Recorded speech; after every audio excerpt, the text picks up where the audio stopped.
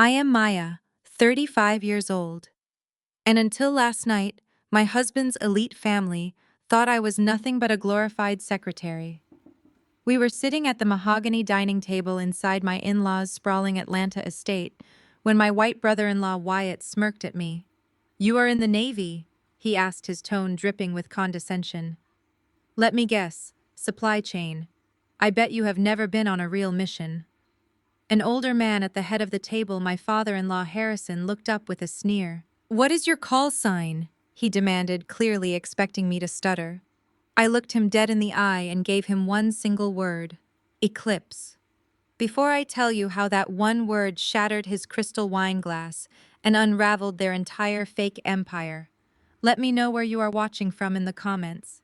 Hit that like button and subscribe if you have ever had to dismantle an arrogant bully using nothing but the cold hard truth. For the past 5 years of my marriage to Jamal, my in-laws have made it their personal mission to remind me that I do not belong in their world. Harrison and Vivian built a lucrative defense contracting firm and carry themselves like Atlanta royalty. They live in a massive gated compound where the driveway is lined with imported oaks and the interior smells like expensive bourbon and generational arrogance. To them, I was just a diversity quota, a girl from a regular working-class neighborhood who somehow tricked their investment banker son into marriage. Tonight was supposed to be a celebratory dinner for Wyatt. He is married to Jamal's younger sister, Aaliyah. Wyatt is a Navy lieutenant who works entirely behind a desk, managing cargo manifests and supply routes. But the way he talks, you would think he single-handedly commands the entire Pacific Fleet. We were seated around a massive custom-built dining table. Vivian was at one end pouring vintage wine while Harrison anchored the head of the table, swirling his glass. Wyatt was holding court loudly, recounting a story about how grueling his recent deployment was. He complained about the humidity, the subpar food, and how heavily the entire base relied on his logistical genius to keep operations running. Alia sat next to him, nodding proudly and flashing her oversized diamond ring. "Wyatt is just so essential to the command structure," she announced to the room, making sure to look directly at me. "It must be so intense carrying that much responsibility. Not everyone is cut out for the real pressure of military life." I kept my face perfectly neutral and took a bite of my roasted asparagus. I had learned early in this marriage that reacting only gave them the satisfaction they craved. Jamal sat beside me silently cutting his steak. He did not say a word to defend me. He never did. Jamal was terrified of his parents and desperate for his father's approval. Whenever his family threw thinly veiled insults my way, Jamal would just look down at his plate and pretend he did not hear a thing. Wyatt caught my lack of reaction and narrowed his eyes. His fragile ego could not handle anyone being unimpressed. He leaned forward, resting his elbows on the table, and directed his attention entirely to me. "You know, Maya, it is funny," Wyatt said, his voice loud enough to halt all other conversations. "You have been in the Navy for 8 years now, and we barely hear a peep about your work. You are a lieutenant commander, right? What is it that you actually do all day? Process leave requests? Inventory the cafeteria snacks?" Vivian let out a sharp little laugh. "Oh, Wyatt, do not tease her. Someone has to do the paperwork. It is a perfectly respectable clerical job." I placed my fork down on my porcelain plate, letting the soft clink echo in the quiet dining room. "I am an aviator," I said, my voice calm and measured. "I fly planes, Wyatt. I do not count boxes." Wyatt scoffed, waving his hand dismissively. "An aviator? Sure. There are plenty of transport pilots hauling cargo from point A to point B. It is basically flying a delivery truck. But you are in the Navy. Let me guess. You have never been on a real mission. You have probably never even seen the airspace over a combat zone." The table went quiet. Aaliyah smirked, swirling her champagne. "It is okay, Maya," she chimed in. "Wyatt has seen the harsh realities of deployment. It is a completely different world from sitting at a desk on a domestic base. You do not have to pretend to be a war hero just because you wear a uniform." I looked at my husband, expecting him to intervene, to say something, anything. Jamal just took a sip of his water and avoided my gaze entirely. The betrayal stung, but it was a familiar sting. I had spent 5 years shrinking myself to fit into their shallow country club aesthetic, playing the quiet and polite wife, so Jamal would not feel emasculated. I had endured Vivian complaining that my military boots scuffed her imported marble floors, and Harrison calling my career unladylike. I was done shrinking. Harrison leaned forward from the head of the table. He was a retired Navy captain who still demanded to be addressed by his rank by the household staff. He carried his past service like a weapon, using it to intimidate anyone who crossed his threshold. "Let us clear this up right now," Harrison said, his voice booming with patriarchal authority. "Wyatt is a decorated logistics officer who understands the theater of war. If you are actually flying combat missions, girl, you would have a call sign. Every real aviator in a combat squadron earns one, so what is yours?" He asked the question like it was a trap. He was looking at me with a sneer, fully expecting me to stutter or make up some generic nickname that he could instantly tear apart. He wanted to humiliate me in front of everyone to solidify his absolute dominance over the family hierarchy. I picked up my linen napkin, wiped the corner of my mouth, and placed it neatly beside my plate. I looked Harrison dead in the eye, holding his gaze without a single flinch. "My call sign is Eclipse," I said. The reaction was instantaneous. Harrison froze. The color drained from his face so fast he looked physically ill. His fingers went slack, and the crystal wine glass he was holding slipped from his grip. It hit the mahogany table and shattered, sending dark red wine spilling across the polished wood and staining Vivian's pristine white table runner. Nobody moved. The silence in the room was absolute, broken only by the sound of wine dripping onto the expensive rug below. Harrison knew exactly what that word meant. 3 years ago, a highly classified extraction mission in Syria had gone catastrophically wrong. A unit of elite special operators heavily tied to Harrison's former command network had been ambushed and pinned down in a rocky valley. They were taking heavy casualties and had zero chance of survival. The logistics team, Wyatt's exact department, had failed to secure a safe extraction route. The only thing that saved those men was a lone fighter pilot who defied protocol, dove into the hostile valley under heavy anti-aircraft fire, and delivered pinpoint close air support that neutralized the enemy positions. The pilot flew so low and struck so fast that the ground team later reported she blotted out the sun before dropping the payload. The military community whispered about the pilot, calling her Eclipse. Her identity was heavily classified, attached to the Joint Special Operations Command. She was a ghost, a highly decorated legend in the exact circles Harrison worshipped. And she was sitting at his dinner table eating roasted asparagus. Harrison's mouth opened, but no words came out. He stared at me, breathing heavily, his eyes wide with a mixture of terror and disbelief. Vivian immediately jumped up, entirely missing the gravity of the situation. "Harrison, look what you did!" she shrieked, grabbing a handful of napkins and dabbing frantically at the spilled wine. "This is imported silk. You are ruining the table." She glared at me as if the spilled wine was my fault. "Honestly, Maya, look at the tension you are causing with your tall tales." Alia scoffed loudly, breaking the remaining tension. "Eclipse? Really, Maya? What kind of comic book did you pull that out of? You expect us to believe that you are some top-secret fighter pilot?" "Wyatt, tell her how ridiculous she sounds." Wyatt was turning a deep shade of crimson, his face contorted with embarrassment and rage. He had just spent an hour bragging about inventory spreadsheets to a woman who had actively engaged in classified combat. His fragile superiority complex could not process the humiliation. He slammed his fist onto the table, making the silverware jump. "You are a liar," he shouted, pointing a shaking finger at me. "You are a diversity hire pushing papers at a naval base.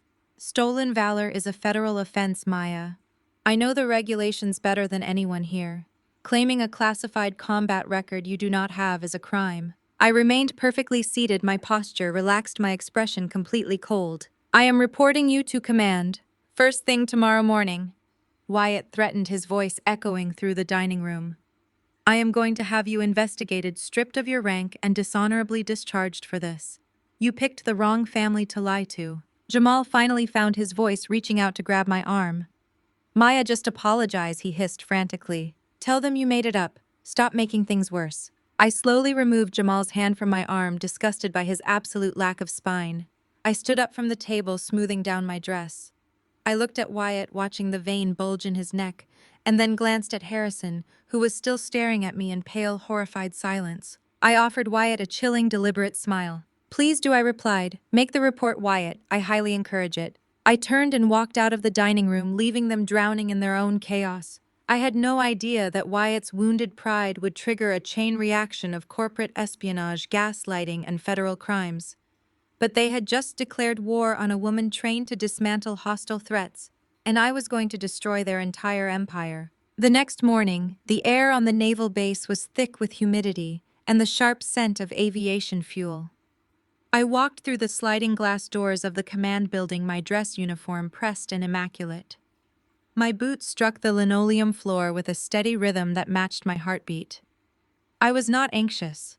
I was a pilot trained to land multi-million-dollar fighter jets on the pitching deck of an aircraft carrier in the middle of the ocean at night. A temper tantrum from an insecure logistics officer was not going to break my composure. I was directed immediately to the office of the base commander. Captain Sterling sat behind a heavy oak desk, surrounded by framed commendations and photos of his deployed units. He was a stern man who valued discretion above all else. He motioned for me to take the seat across from him.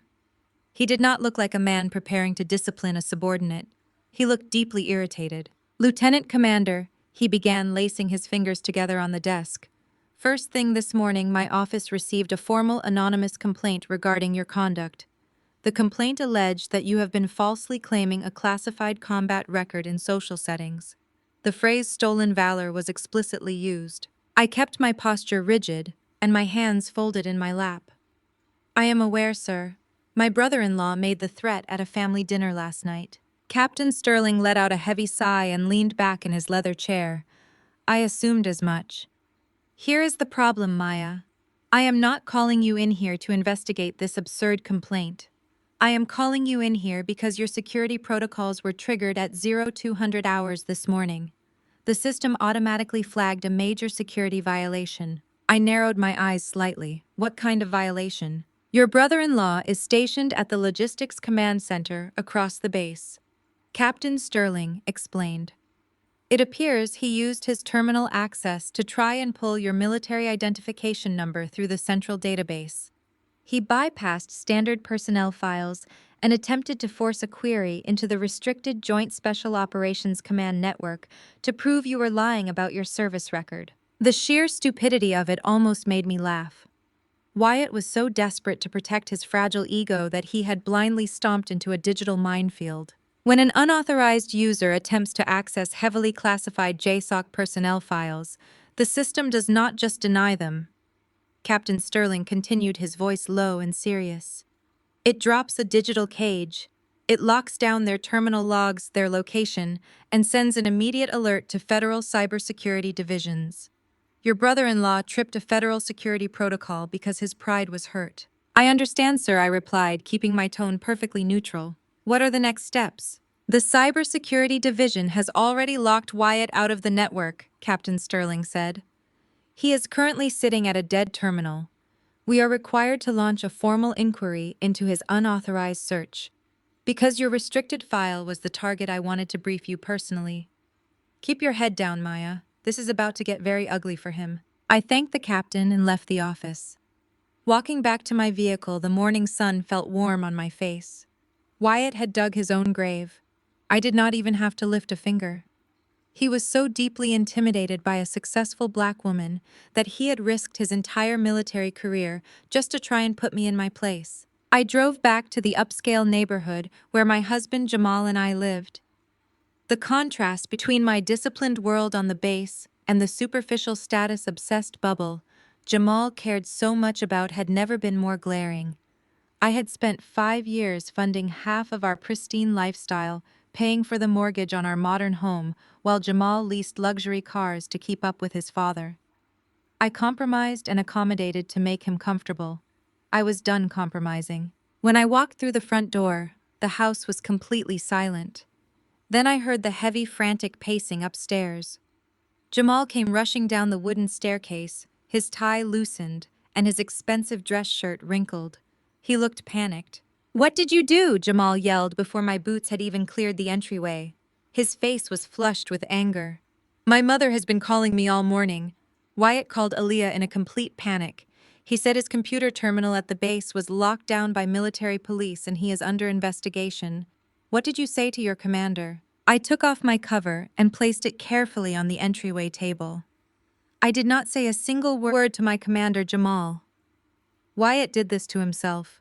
He tried to hack into restricted special operations files to prove I was a liar. He tripped a federal security alarm. Jamal threw his hands in the air, pacing across the living room rug. "Why could you not just let him have his moment, Maya? You know how insecure he is about never seeing combat. You know my family respects his service. You just had to show off and embarrass him in front of my father." I stared at the man I had married, feeling nothing but cold, clinical detachment. Jamal was not angry that his brother-in-law had insulted my honor. He was not angry that Wyatt had committed a federal offense. He was angry that my existence had disrupted his family's carefully curated country club aesthetic. "I am not responsible for managing a grown man's insecurities," I said, keeping my voice dangerously quiet. "He insulted me. He mocked my career. And you sat there cutting your steak and let him do it." Jamal scoffed, shaking his head in disbelief. "You always do this. You always have to prove you are the smartest person in the room. You do not fit in with my family, Maya. You never have. You are too aggressive. My mother was right about you.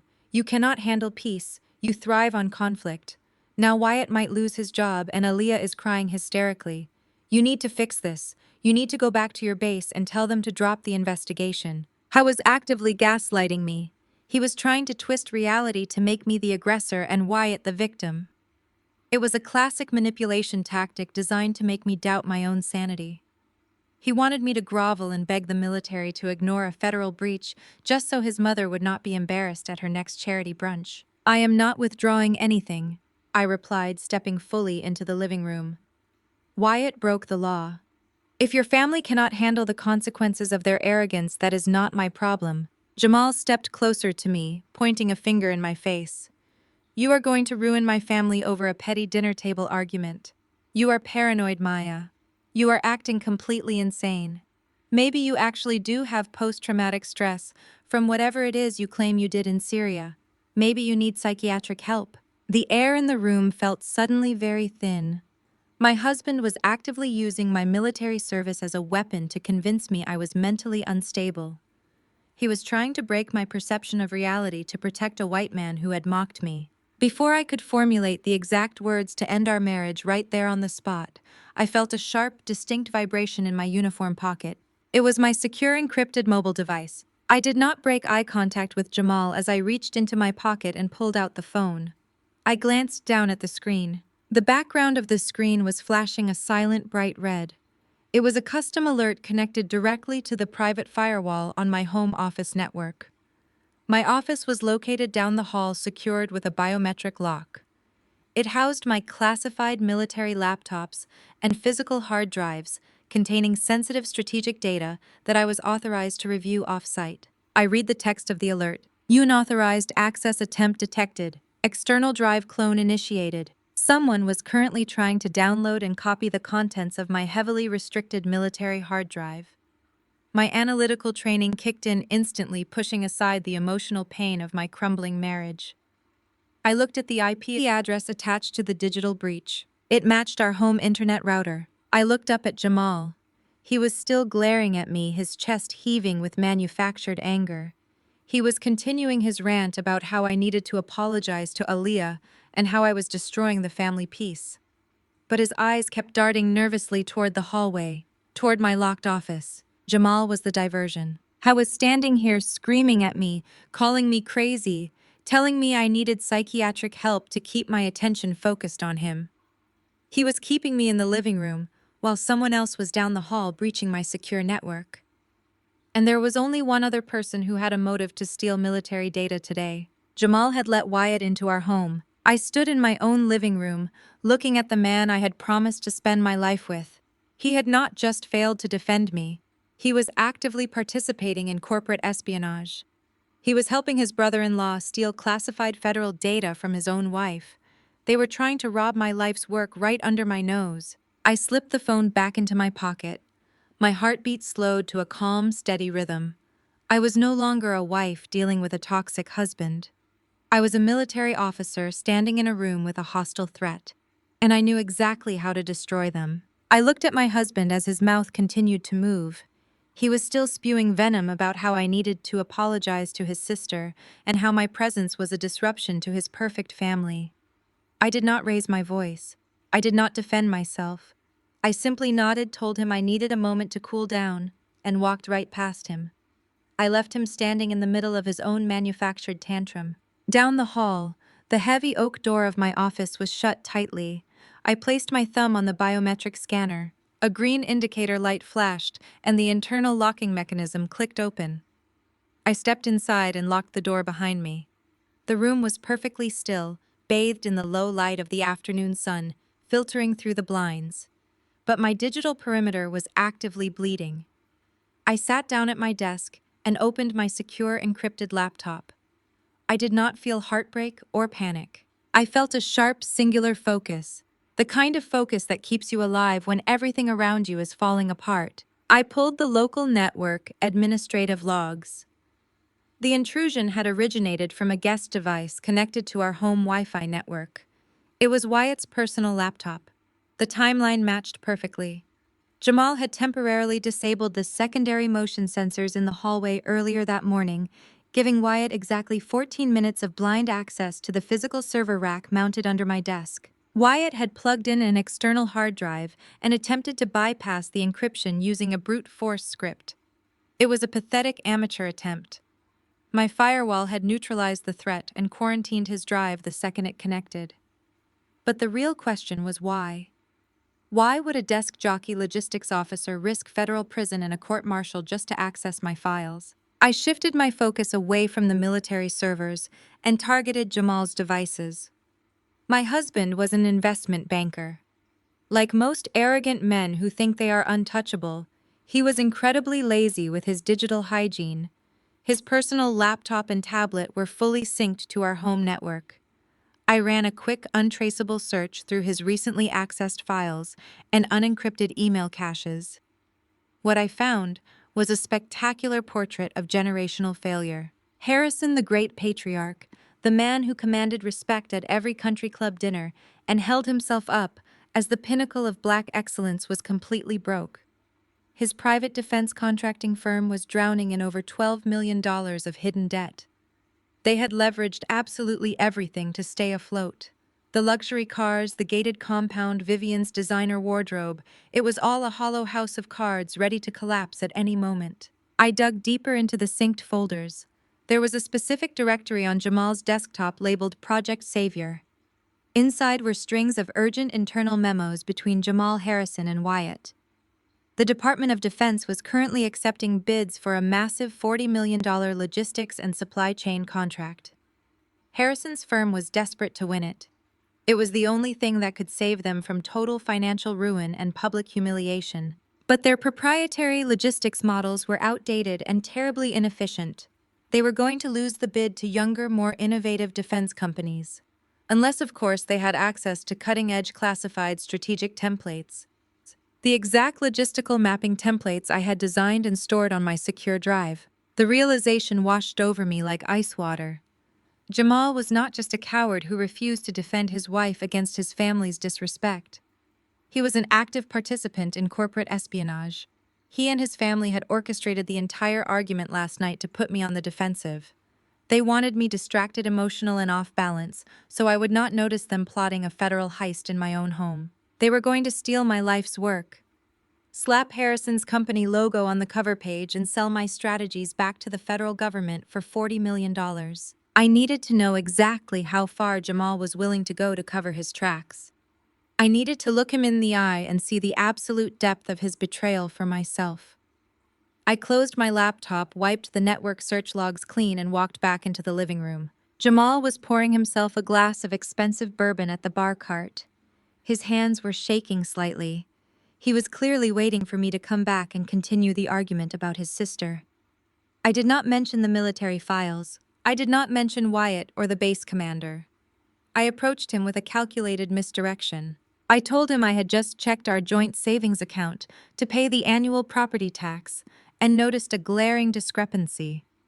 I asked him about a $50,000 withdrawal transferred to a limited liability company I did not recognize.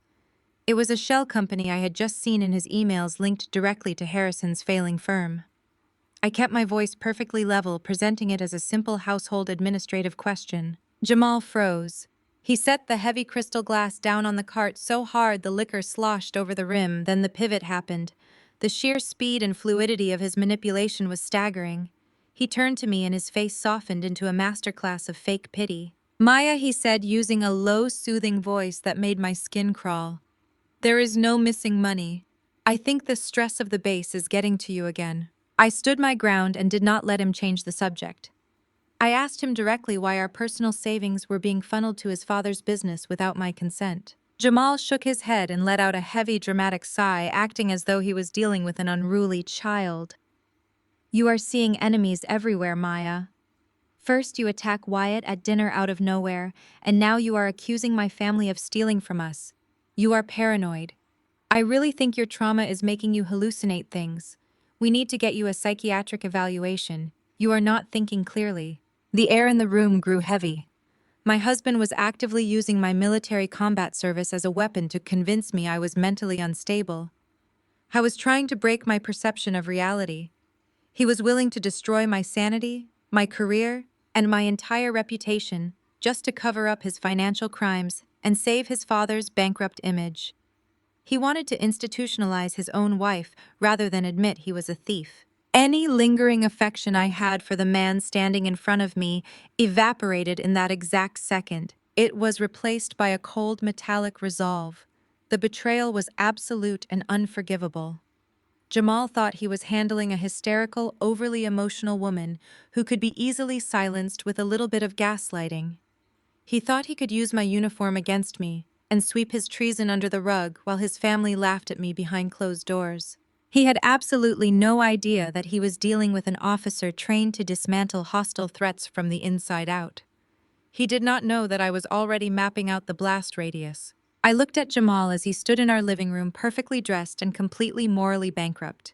He had just suggested I needed psychiatric help to cover up his corporate espionage. A younger, more naive version of me might have screamed.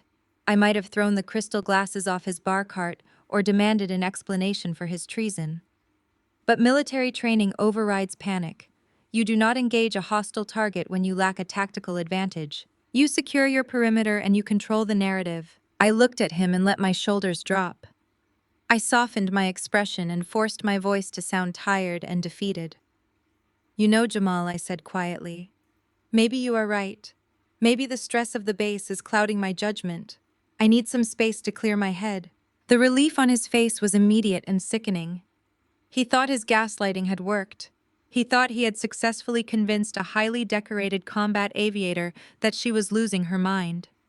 I told him I was going to pack a bag and stay at the temporary officer housing on base for a few days to decompress. I walked upstairs to our bedroom and pulled my olive drab duffel bag from the closet. I packed precisely. Only uniform essentials, physical training gear, and my secure communications devices. I did not pack a single piece of jewelry or clothing he had bought me. I was not going on a retreat. I was deploying. Before I walked out the front door, I told Jamal I needed to grab my charging cables from my office. He nodded, sipping his bourbon, completely oblivious to the fact that I was about to arm a digital landmine right under his feet. I walked down the hall and unlocked my secure office door. I sat down at my desk and opened my classified network interface. I did not need Hollywood hacker magic to catch them. I just needed basic cybersecurity protocols. I generated a dummy file. I filled it with outdated, unclassified supply chain logistics from a decade-old training manual. But I formatted the headers to look exactly like a highly restricted Department of Defense strategic proposal. I titled the document DoD Strategic Logistics Final. Then I armed the file. I embedded a digital watermark and a tracking beacon directly into the metadata. The moment that file was copied, downloaded, or transferred to an external drive, it would silently ping my secure server. It would record the exact time, the IP address, and the physical machine identification number of the device stealing it. I placed the glowing, irresistible trap right on the center of my desktop. I locked my computer, logged out of the primary firewall, and left the office. I walked past my husband, handed him my house key, and walked out the front door without looking back. By the time I checked into my sparse, sterile room at the officer housing facility, my phone was already vibrating with the fallout. Vivian and Aaliyah had wasted absolutely no time. They were moving with surgical precision to destroy my reputation before I could ever expose their impending bankruptcy or theft. In their wealthy, status-obsessed circle, controlling the narrative was everything. Vivian began making calls immediately. She started with the president of our elite African American country club and moved directly to the senior pastor of our megachurch. The story they spun was vicious and calculated. Vivian told everyone that the pressure of my military service had finally broken me. She claimed I had suffered a severe mental breakdown, attacked her son in a fit of paranoid delusion, and abandoned my marriage. Aaliyah took the campaign straight to social media. She posted a photo of Jamal looking somber with a caption asking for prayers during our family difficult season of mental health struggles. She made sure to tag her exclusive sorority sisters and every high society contact in Atlanta. My phone filled with text messages from women I considered friends. They disguised their gossip as concern, asking if I was safe and offering fake sympathy for my supposed psychiatric crisis. They were laying the groundwork to completely discredit me. If I tried to accuse Harrison and his defense firm of corporate espionage later, I would just look like the crazy, vindictive wife making up wild lies because my husband left me. It was a flawless social strategy. But they made one massive miscalculation. They assumed I cared about their country club politics. I did not care about brunch invitations or church gossip. I cared about federal treason. I turned off my notifications and set my phone on the small metal desk in my quarters.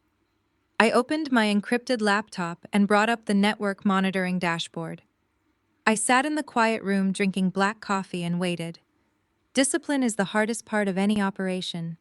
It is the ability to sit perfectly still while your enemies celebrate their false victories. I watched the sun set over the naval base. I watched the hours tick by on my digital clock. It took exactly 12 hours. At 2 in the morning, the dark screen of my laptop suddenly illuminated. A silent red alert flashed across the dashboard. Jamal and Wyatt had bypassed the physical lock on my home office door. They were in my system, and they had just downloaded the dummy file. I watched the red alert pulse on my screen. The digital watermark embedded in my decoy file had just been triggered. Jamal and Wyatt had taken the bait completely. They had downloaded the dummy logistics proposal onto Wyatt's personal hard drive, and within minutes the tracking beacon showed the file moving across the network to the corporate servers of Harrison's defense contracting firm. The theft was complete, but I knew that unauthorized access alone would only result in a slap on the wrist for Harrison and a quiet discharge for Wyatt. I needed them to commit federal treason. I needed them to submit that stolen file to the United States government. The next morning, I bypassed the local base command entirely. Local command structures are too vulnerable to gossip and internal politics. I needed the heavy artillery. I drove directly to the regional headquarters of the Naval Criminal Investigative Service and requested an immediate secure meeting with their Cybercrimes Division and a representative from the Judge Advocate General. I sat at a cold metal table in a windowless briefing room across from a JAG attorney named Commander Jackson and a senior NCIS cyber agent named Davis. I did not waste their time with emotional stories about my failing marriage or my fragile brother-in-law. I handed them a thick encrypted tablet containing a flawless digital dossier. I walked them through the IP access logs, the biometric bypass times, and the exact metadata footprint of the watermark I had placed on the decoy file. I showed them the geographic ping confirming the classified data was currently sitting on the private commercial servers of Harrison's defense firm. Then I handed them the financial records I had pulled from Jamal's unencrypted folders. I showed them the $12 million of hidden debt crushing Harrison's company and the internal emails between Jamal and his father, discussing their desperate need to secure the upcoming $40 million Department of Defense logistics contract. The silence in the interrogation room was heavy. Agent Davis looked at the screen and then looked at me with a mixture of profound respect and absolute disbelief. He realized immediately that my husband and his family were attempting to defraud the federal government using stolen military intelligence to secure a massive defense contract.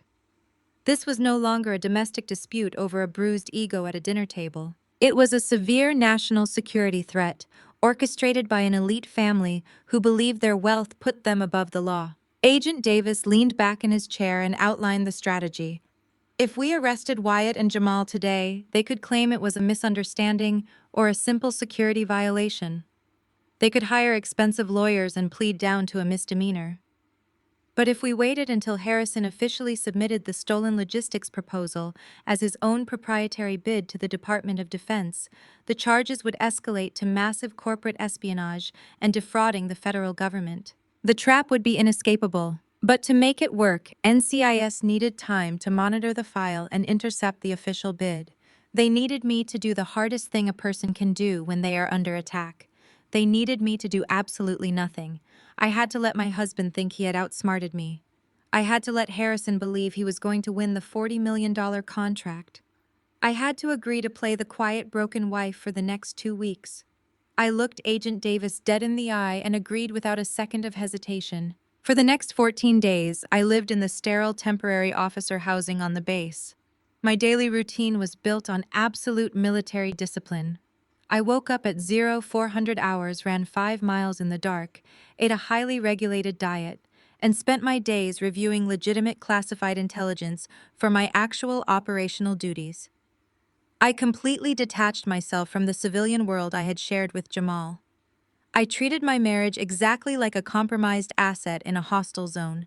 I severed the emotional connection and focused entirely on the objective. Meanwhile, the smear campaign orchestrated by Vivian and Aaliyah was raging like a wildfire through Atlanta.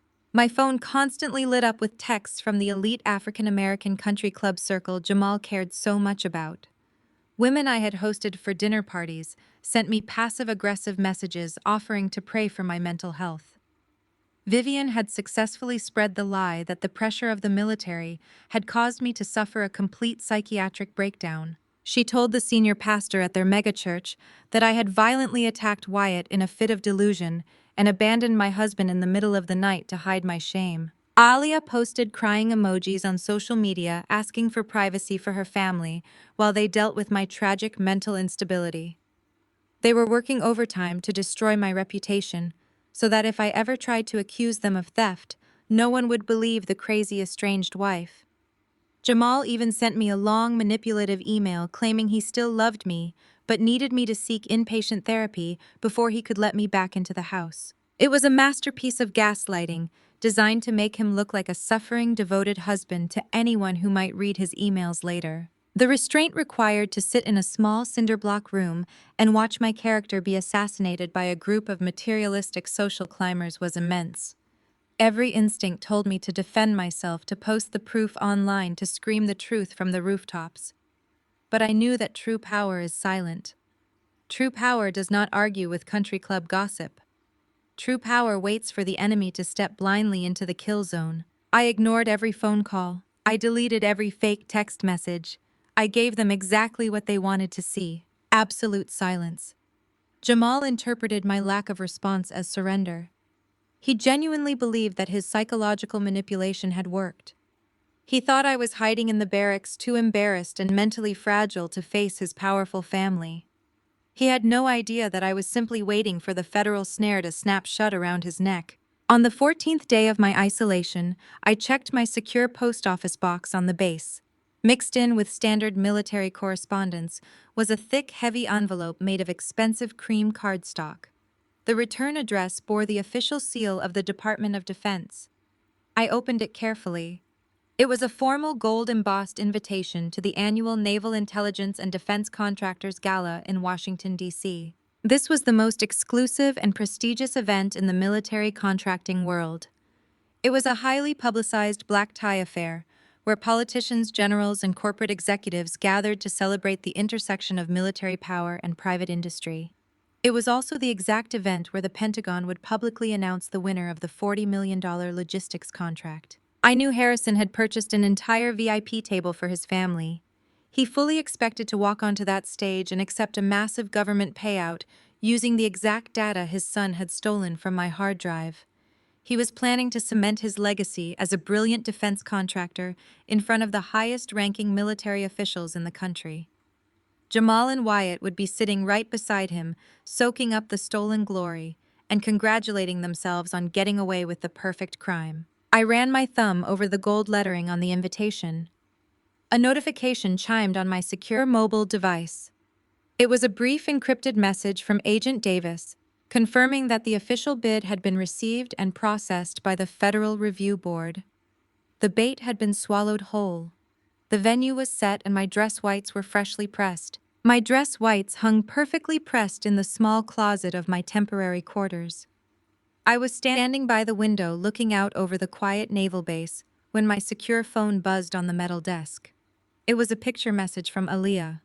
She was standing on a pedestal in a high-end Atlanta boutique wearing a custom emerald green silk gown, the kind of dress that cost more than a junior enlisted sailor made in an entire year. The caption below the photo read exactly as I expected. Getting my final fittings for the Washington Gala tonight. Wyatt is being honored by the top brass. Too bad you lost your clearance and your husband all in 1 week. We will be sure to send you pictures from the VIP table. Try to focus on your healing. The sheer hubris of it was almost impressive. They were literally parading their stolen victory. They had broken into my secure home office, stolen my classified logistical frameworks, and were now buying designer gowns to celebrate the massive federal contract they believed they had successfully hijacked. An hour later, an email arrived from Jamal.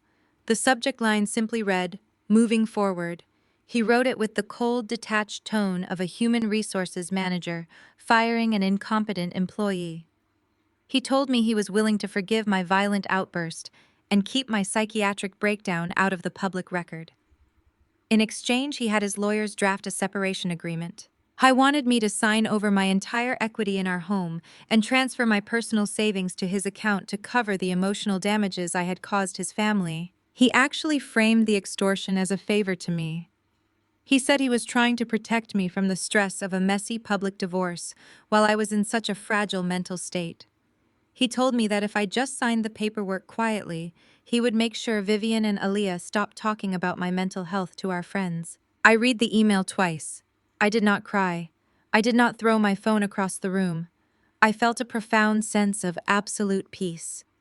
When your enemy shows you exactly who they are, it removes any lingering hesitation you might have about destroying them. Jamal thought he was dealing with a broken, weeping woman who would surrender everything just to make the bullying stop. I did not reply to Jamal. I did not respond to Aaliyah. I forwarded the email directly to my civilian divorce attorney. Her name was Maxine, and she was a ruthless legal predator who specialized in high-asset military divorces. I drove off the base and met Maxine in her downtown office. I sat across from her heavy glass desk and handed her a printed copy of Jamal's extortion attempt. Maxine read the email and let out a dry, sharp laugh. She looked at me over the rim of her glasses. "He wants the house, the savings, and a permanent gag order," she said, shaking her head. "And what exactly are we giving him, Kendra?" I reached into my briefcase and handed her a sealed folder containing the unclassified summary of the impending federal indictment. "I am giving him a federal subpoena," I replied, keeping my voice dead level. "I am giving him 20 years in a federal penitentiary for corporate espionage and defrauding the United States government. I want the divorce petition drafted immediately. I want an absolute lockdown on all my financial assets and a restraining order prepared. Because by tomorrow night, my husband is going to be a convicted felon with zero income, and I am not paying a single cent of his legal defense." Maxine read through the summary. Her eyes widened as she processed the sheer magnitude of the trap I had set. She looked at me with a mixture of deep respect and lethal readiness. "Consider it done," she said, tapping her pen on the desk. "Where do you want him served?" I smiled for the first time in 2 weeks. "I want him served in a tuxedo in front of every high-ranking military official in Washington." I left Maxine's office with my financial armor fully locked in place. I returned to the base, packed my gear, and boarded a military transport flight to Washington, District of Columbia, early the next morning. The air in the capital was crisp and charged with electricity. I checked into a secure hotel room arranged by the Federal Cyber Division just 3 blocks away from the grand ballroom where the gala was being held. Agent Davis met me in my room for the final tactical briefing. He opened his laptop and showed me the active surveillance feed. Harrison's defense firm had not just submitted my stolen logistics file, they had made it the absolute centerpiece of their entire presentation. Harrison had slapped his company logo on my classified algorithms and presented it to the Pentagon Review Board as a revolutionary breakthrough that his son Wyatt had developed during his deployment. They actually put Wyatt's name as the lead architect on the proposal? Agent Davis said, shaking his head in disbelief. The arrogance is staggering. They essentially gift-wrapped the espionage charges for us. We have the metadata matching your exact keystrokes from your home office. We have the network transfer logs from Jamal's router. And now we have Harrison formally signing a federal bidding document swearing that the stolen data is his own original property. What is the timeline for tonight? I asked, buttoning the cuffs of my dress uniform. The Fleet Admiral is going to take the stage at exactly 2100 hours, Agent Davis explained. He will begin the announcement for the $40 million logistics contract. Harrison and his family are seated at Table 1 directly in front of the podium. They have been told they are the finalists. They fully expect to be called up to accept the contract. My agents are already positioned at every exit in the ballroom disguised as event security. I nodded, picking up my uniform jacket. The pristine white fabric felt heavy with duty and purpose. I pinned my ribbons and commendation medals to my chest, ensuring every single piece of metal was perfectly aligned. I had earned every single one of those decorations through sweat, blood, and absolute dedication to my country. Wyatt had tried to belittle my service because he was too cowardly to earn his own. Jamal had tried to erase my brilliant mind because he was too weak to stand beside a strong woman. Tonight they were going to learn that you cannot steal someone's brilliance and expect to survive the burn. I looked in the mirror. My hair was pulled back into a strict regulation bun. My boots were polished to a mirror shine. I did not look like the broken, hysterical wife Vivian had described to her country club friends. I looked like a weapon drawn and ready to fire. Agent Davis handed me a thick manila envelope. Inside were the divorce papers, the asset protection orders, and the federal subpoenas Maxine had drafted. I tucked the envelope securely under my arm. "It is time," Commander Agent Davis said, opening the door to the hallway. I walked out of the hotel room and stepped into the waiting black sport utility vehicle. The drive to the gala venue took less than 5 minutes, but it felt like the culmination of my entire life. I was about to walk into a room filled with the most powerful military contractors in the free world and publicly execute the family that had tried to bury me. The trap was fully loaded, the safety was off. There was absolutely no turning back now. The Washington District of Columbia night air was biting cold, but the atmosphere inside the grand ballroom of the Defense Gala was suffocatingly warm. Crystal chandeliers the size of small cars hung from the vaulted ceilings, casting a golden glow over a sea of tailored tuxedos and military dress uniforms. I stood on the second-floor mezzanine, hidden in the shadows of a heavy velvet curtain, looking down at the main floor. Agent Davis and his undercover federal cyber team were positioned perfectly at every exit. The trap was completely set, and my targets were entirely unaware. I located Table 1 easily. It was positioned right at the front of the stage, a prime piece of real estate reserved for the biggest winners of the night. Harrison was standing at the head of the table holding a crystal glass of expensive bourbon. He was laughing deeply, clapping a 4-star general on the shoulder and playing the role of the brilliant defense patriarch. He looked incredibly smug. He truly believed he had outsmarted the federal government. I thought his outdated and failing company had secured a $40 million contract using the brilliance of his own bloodline. He had absolutely no idea the digital guillotine was currently hovering inches above his neck. Just to his right stood Wyatt. My white brother-in-law was wearing his navy dress blues, his chest puffing out as he spoke to a group of wealthy defense analysts. I could read his body language perfectly. He was gesturing wildly, acting out some fabricated story of military hardship. He was soaking up the unearned admiration, playing the part of the rugged combat veteran, when in reality, his greatest military achievement was approving a shipment of printer paper and bottled water. He looked so proud of himself standing there in a uniform he was actively disgracing. Then there was Jamal. My husband was working the room with a glass of champagne in his hand. He was standing next to his sister Aaliyah, who was wearing that exact emerald green silk gown she had bragged about in her text message. Vivian was right beside them, wearing a blinding amount of diamonds and introducing Jamal to high-ranking politicians. They were taking photos, smiling brightly and networking with billionaires. Jamal looked so comfortable in that world of shallow prestige. He looked like a man who had successfully disposed of his inconvenient wife and secured his family wealth forever. I watched them celebrate their stolen victory for exactly 10 minutes. I watched them toast to their own arrogance. It was fascinating to see how easily they wore their lies. They felt no guilt over trying to destroy my sanity or my career. They felt no remorse for stealing classified data from my secure home office. They only felt the thrill of getting away with it. But they were celebrating in a room fully wired by federal agents, and their victory was a manufactured illusion. I felt a tap on my shoulder. It was Agent Davis. He gave me a single firm nod. It was time to initiate the final sequence. I walked away from the mezzanine and made my way down the heavily guarded back staircase to the primary VIP staging room. Fleet Admiral Sterling and several of the highest-ranking Department of Defense officials were waiting. When the Admiral saw me, he extended his hand. He knew exactly what I had uncovered, and he knew exactly what was about to happen in that ballroom. I knew the level of corporate treason Harrison had committed, and he respected the tactical precision I had used to expose the entire operation. The heavy brass doors of the main ballroom slowly began to open. A protocol officer tapped a microphone on the main stage and asked the room to please stand for the arrival of the Fleet Admiral. The low hum of conversation evaporated instantly. Over 500 of the most powerful military and corporate figures in the country fell completely silent and turned their attention to the grand entryway. The spotlight hit the center aisle. The Admiral walked out into the light, and I walked exactly one half step behind him to his right. My dress whites were immaculate. The fabric was blindingly bright under the chandeliers.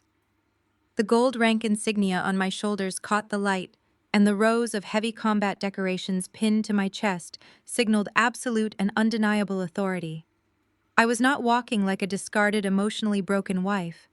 I was walking with the measured, lethal precision of a highly decorated naval aviator. The sound of my polished boots striking the marble floor echoed through the silent room. As we made our way down the center aisle, the crowd parted for us. I could see the faces of defense contractors and politicians turning to look at me.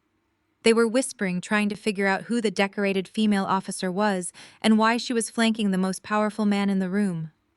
I kept my eyes locked straight ahead, projecting nothing but cold military discipline. We approached the front of the room. The stage was elevated just 10 feet away from Table 1. The Admiral took his place at the podium while I stood at attention beside the stage steps facing the crowd. Then I slowly turned my head and looked directly at Table 1. Harrison froze with his bourbon glass halfway to his mouth. The smug smile melted off his face, leaving a mask of pure terror. He recognized my uniform. He recognized the combat medals. He recognized the absolute disaster standing in front of him. Jamal went completely rigid, his eyes widening in absolute shock as he stared at the woman he had tried to convince the world was insane. The color drained from his face and his jaw went slack. He looked at the heavy manila envelope tucked securely under my arm, and he knew his perfect life was over. Wyatt saw the classified command badges on my chest, and his face turned chalk white.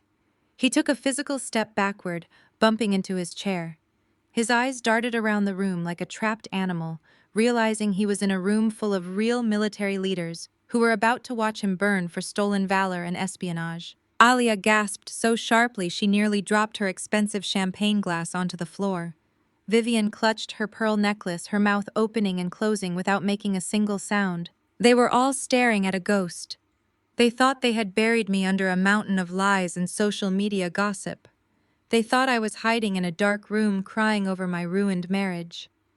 Instead, I was standing in the center of their most triumphant moment, holding the match that was going to burn their entire fake empire to the ground. The trap had snapped shut. There was no way out. I kept my eyes locked straight ahead as the fleet admiral and I continued our measured pace down the center aisle. The absolute paralysis at table 1 was palpable. I could feel the heat of their collective panic radiating through the cool air of the ballroom. They were trapped in a public spectacle of their own making, and the realization was suffocating them. Wyatt broke first.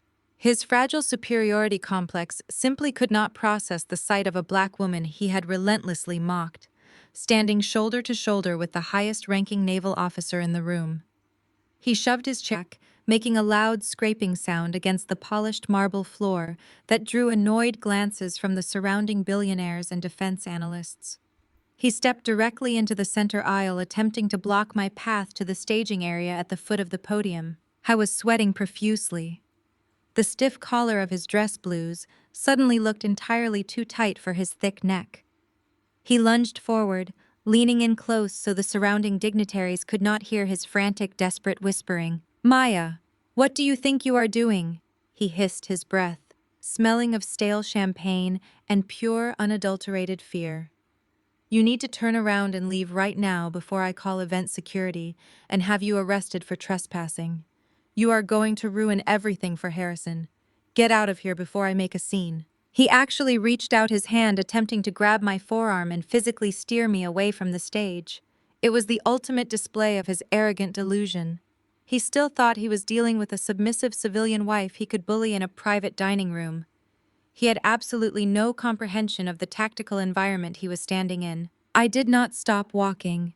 I did not break my stride or show a single ounce of alarm. I effortlessly sidestepped his clumsy attempt to grab my arm, letting his hand swipe through empty air. I paused for exactly 1 second, adjusting the bright gold cuffs of my immaculate uniform. I looked him up and down, taking in the pathetic display of a man who had built his entire identity on unearned bravado and stolen valor.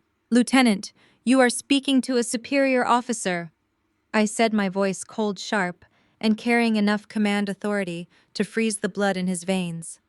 "Step back before I have you detained." Wyatt choked on his next breath. The color completely drained from his face, leaving him looking like a terrified child playing dress-up in a military uniform. His eyes darted to the heavy combat decorations pinned to my chest, then to the gold oak leaves on my shoulders, and finally to the stern faces of the undercover federal agents I knew were watching his every move from the perimeter. He was completely paralyzed. For the first time in his life, he was facing actual, unyielding military discipline, and his fragile ego shattered instantly. He took a stumbling step backward, bumping hard into the edge of his own table, and lowered his head in absolute submission. I did not give him another glance. I resumed my place beside the fleet admiral and walked the remaining distance to the front of the room. The brief interaction had not gone unnoticed by the elite crowd. Whispers began to ripple through the front rows of the ballroom. Powerful defense contractors and senior political figures were leaning over their tables asking each other who the highly decorated female officer was and why she had just publicly dressed down a logistics lieutenant in front of the entire assembly. I took my designated position at attention beside the polished wooden stairs leading up to the main stage. From this vantage point, I had a perfect unobstructed view of Table 1.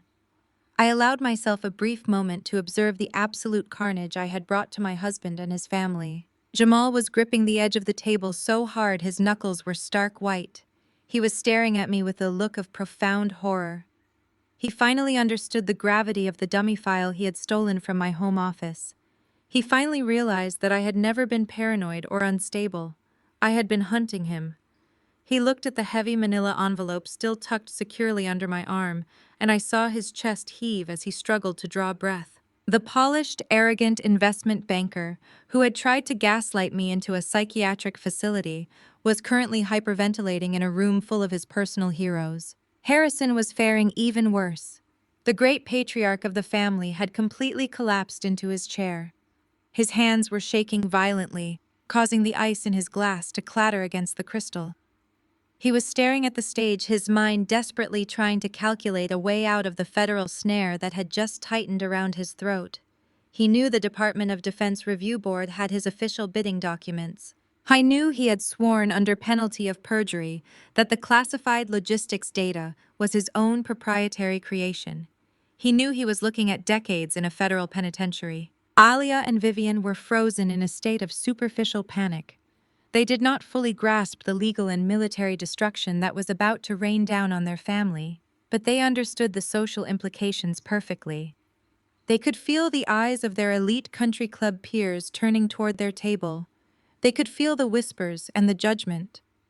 Vivian frantically tried to smooth her dress and force a smile, but her face was rigid with terror. Alia kept looking at Wyatt, who was still standing by his chair, staring at the floor in complete humiliation. Her custom emerald green gown suddenly looked entirely out of place on a woman whose husband was about to be federally indicted. The air in the grand ballroom shifted as the fleet admiral ascended the wooden stairs and took his place behind the podium. He adjusted his reading glasses and placed a heavy leather-bound folder onto the slanted wooden surface. The room, which had been buzzing with low whispers and the clinking of expensive silverware, fell into a deep, expectant silence. Every eye in the massive space locked onto the stage. The admiral leaned forward and tapped the microphone twice. The sharp, rhythmic thud echoed through the advanced sound system, commanding the absolute attention of over 500 attendees. The lighting in the ballroom dimmed slightly, leaving only the bright dramatic spotlights focused directly on the stage and the front row tables. "Good evening, ladies and gentlemen," the admiral began, his deep, resonant voice filling the expansive room. "We are gathered here tonight to celebrate the vital partnership between our armed forces and the brilliant minds of the private defense sector. We are here to recognize innovation, dedication, and the relentless pursuit of national security." He paused, looking out over the crowd. His eyes briefly locked onto Harrison. I saw my father-in-law swallow hard, a bead of sweat tracing a line down the side of his face. Tonight, we were scheduled to announce the recipient of a highly competitive $40 million logistics and supply chain contract. The admiral continued, holding the edges of the podium. A contract designed to modernize our deployment capabilities in hostile environments. We received several impressive proposals from the esteemed defense firms represented in this room today. The tension at table was enough to suffocate a person. Jamal was completely paralyzed, unable to even look away from the stage. Wyatt looked like he might actually vomit. However, the admiral said, his tone suddenly shifting from celebratory to aggressively stern. The United States military relies on the absolute integrity of our civilian partners. We demand excellence, but above all else, we demand honor. The silence in the ballroom deepened into something dangerous.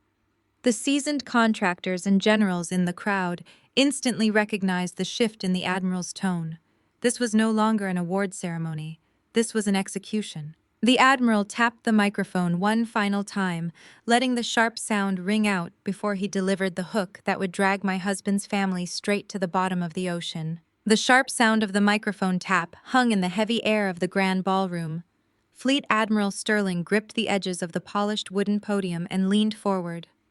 The jovial, celebratory atmosphere from just moments ago had completely evaporated, leaving behind a cold, clinical tension that only high-ranking military personnel truly understand how to project. I stood at parade rest at the bottom of the stage stairs, my eyes fixed on the man who was about to dismantle my husband's family on national television. The admiral swept his gaze across the front row tables, making sure to let his eyes linger on Harrison for a fraction of a second too long. "When we gathered here tonight, we intended to award a $40 million contract for advanced deployment logistics," the admiral said, his voice echoing through the silent room. "We were looking for partners who possessed the intellectual capacity to innovate and the moral fortitude to handle classified national security assets." He paused, and the silence was deafening. I watched Harrison from my peripheral vision. The retired captain was clutching the edge of his table so tightly his knuckles were completely white. He was breathing through his mouth, taking short, shallow gasps, like a man suffocating in plain sight. Jamal was sitting rigidly beside him, looking as though his soul had already left his body. "Instead of awarding that contract," the admiral continued, "we are launching a sweeping federal audit into severe bidding corruption and corporate espionage." A collective gasp rippled through the hundreds of elite defense contractors and politicians filling the ballroom. People shifted in their seats, exchanging shocked glances. In the defense industry, an accusation of corporate espionage at a public gala was the equivalent of a nuclear detonation. We have confirmed that a prominent defense firm sitting in this very room attempted to defraud the United States government. The admiral said, his voice booming with righteous anger. They submitted a proprietary logistics bid, claiming it was their own original innovation. In reality, they executed a targeted cyber breach to steal highly classified algorithms directly from the restricted servers of the Joint Special Operations Command. The murmurs in the crowd grew louder. Billionaires and generals were leaning across their tables trying to figure out who the traitor was. At table 1, Vivian let out a soft, whimpering sound. She finally realized this was not a misunderstanding. She realized her husband and her son had committed federal treason, and they were about to be publicly slaughtered for it. Alia was staring at the stage with her mouth hanging open, her expensive emerald green gown suddenly looking like a prison uniform. Wyatt had completely folded into himself, slouching in his chair and refusing to look at anyone. But the United States Navy was not blindsided by this theft, the admiral said, raising his voice over the whispers of the crowd. This espionage was intercepted, dismantled, and documented not by a routine system check, but by the absolute brilliance of the original architect of those stolen logistics. The admiral turned away from the podium and looked directly at me. We are not just here to expose a betrayal, the admiral announced. We are here to honor an officer who embodies the absolute highest standards of military excellence and personal integrity. This officer did not just design the logistical frameworks that keep our special operators alive behind enemy lines. She is also a legendary combat aviator who risked her own life plunging into a hostile valley in Syria under heavy anti-aircraft fire to provide catastrophic close air support for a pinned-down unit. She saved 42 American lives that day. The crowd was completely captivated. The defense analysts who had been hanging on Wyatt's every word just 30 minutes ago were now staring at the stage in absolute awe. They were hearing the official declassification of a military legend right before their eyes. When the admiral mentioned my call sign and my Syrian deployment, I made sure to look right at Wyatt. He had demanded to know what I actually did all day. I had joked that I just processed leave requests and inventoried cafeteria snacks.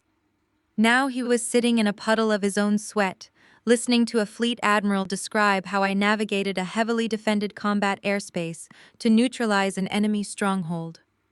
The absolute decimation of his fragile ego was a beautiful thing to witness.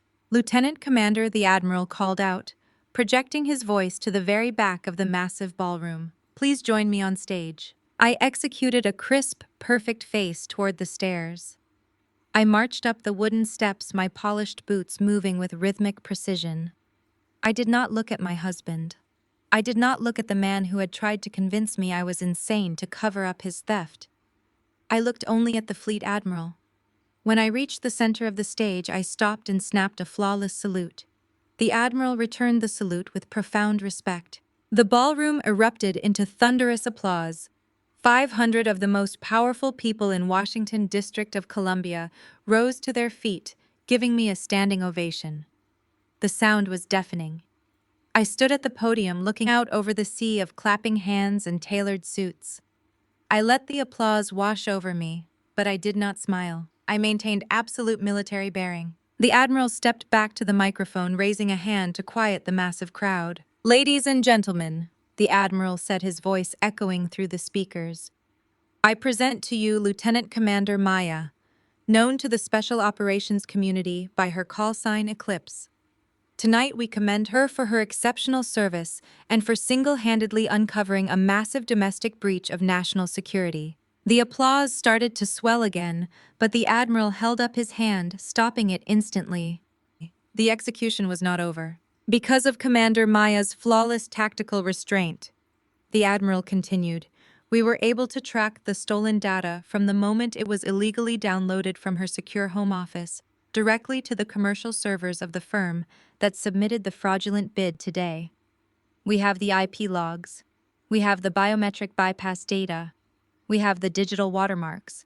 I turned my head very slowly and looked down at table 1. Harrison was sweating profusely.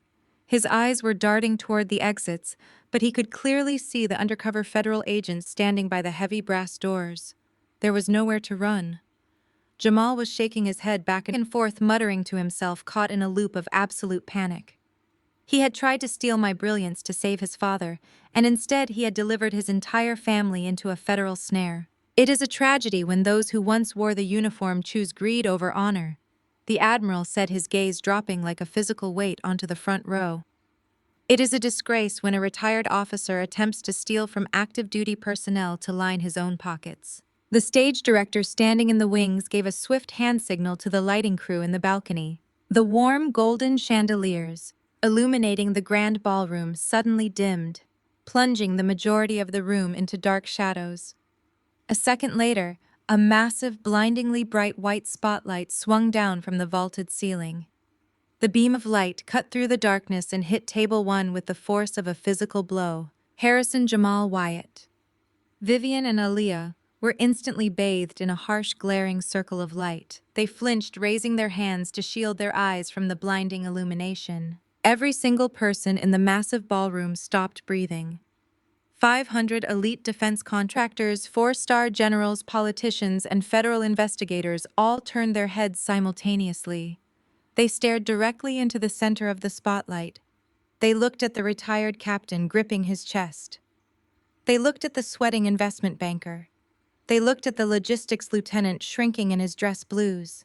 They looked at the two women covered in diamonds who were suddenly the center of a national scandal. The entire room realized exactly who had committed the treason. I stood on the elevated stage looking down at the family who had treated me like garbage for 5 years. They had called me a diversity hire. They had mocked my career. They had tried to push me into a psychiatric facility to steal my life's work. And now they were sitting completely paralyzed, trapped in a cage of light, while the most powerful people in the country watched them burn. I did not feel an ounce of pity. I felt the cold, satisfying weight of absolute justice. The trap had snapped shut. The audience was watching, and it was time to deliver the final blow. The blinding white spotlight held my husband and his family in a merciless cage of illumination. I stood at the edge of the stage, letting the absolute silence of the grand ballroom amplify their humiliation. 500 of the most powerful people in Washington District of Columbia watched as the facade of the great Harrison family crumbled into dust. I gave the fleet admiral a single sharp nod. He stepped back from the podium, yielding the floor entirely to me. I turned and began my descent down the wooden stairs. My polished boots struck the steps with a heavy rhythmic thud that echoed through the massive room. Every step I took felt like a gavel coming down on the lies they had built their lives upon. As I reached the marble floor, the crowd physically parted for me. 4-star generals and billionaire defense executives stepped back, creating a clear, unobstructed path directly to Table 1. They looked at me with deep respect, but they looked at my husband and his family with pure, unadulterated disgust. In their world, there is no sin greater than stealing from the military you claim to serve. From the perimeter of the room, Agent Davis and his undercover cyber team finally moved. They shed their disguises, pulling federal badges from inside their tailored jackets. They moved with the swift, terrifying precision of men who hunt traitors for a living. They did not rush, but their pace was relentless. They cut through the sea of tables converging on the front row from all 4 sides, forming an impenetrable wall of federal authority around my in-laws. Harrison saw the federal agents approaching and tried to stand. His legs gave out beneath him, and he collapsed heavily back into his chair. He reached for his chest, gasping for air, as the reality of federal prison materialized right in front of him. Vivian grabbed his arm, her diamond bracelets clinking against his sleeve. She was whispering frantically, her eyes darting around the room, looking for someone, anyone to intervene. But the politicians and socialites she had spent years kissing up to were actively turning their backs to her. No one wanted to be caught in the blast radius of a federal espionage indictment. Alia was crying now, real messy tears that ruined her expensive makeup. She kept looking at Wyatt, who was practically trying to merge with the fabric of his chair. He was wearing the uniform of a United States Navy lieutenant, but he had the posture of a coward who had finally been backed into a corner. He knew military police were waiting just outside those heavy brass doors to strip him of his rank and his freedom. I walked past all of them and stopped directly in front of Jamal. My husband was sweating through his custom-tailored tuxedo.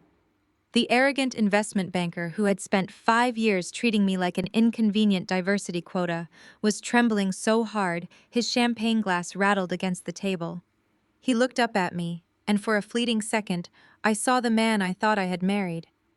But that man was an illusion. The man sitting in front of me was a thief who had tried to convince me I was losing my mind just to steal my life's work. He looked at my crisp white uniform. He looked at the gold oak leaves on my shoulders and the rows of combat decorations on my chest. For years he had demanded that I shrink myself to make him feel bigger. He had allowed his family to mock my career because his own ego was too fragile to stand beside a strong, successful black woman. Now he was forced to look up at me while I held his entire future in the palm of my hand. I looked down at him, feeling absolutely nothing but cold, clinical resolution. I did not feel heartbreak. I did not feel the sting of his betrayal anymore.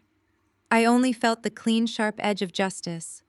I had given this man my loyalty, my trust, and my home. In return, he had tried to feed me to the wolves to save his father's bankrupt company. He had actively plotted to have me institutionalized. I shifted the heavy, thick manila envelope I had been carrying under my left arm. It contained the flawless legal destruction my civilian attorney had drafted specifically for this moment. It contained every IP log, every bank statement, and every piece of evidence proving Jamal had bypassed my home security network. It was the physical manifestation of his treason. I held the envelope out toward him, holding it just inches from his chest. Jamal stared at the thick package. His mind was fracturing, trying to process the impossibility of the situation. He was surrounded by armed federal agents.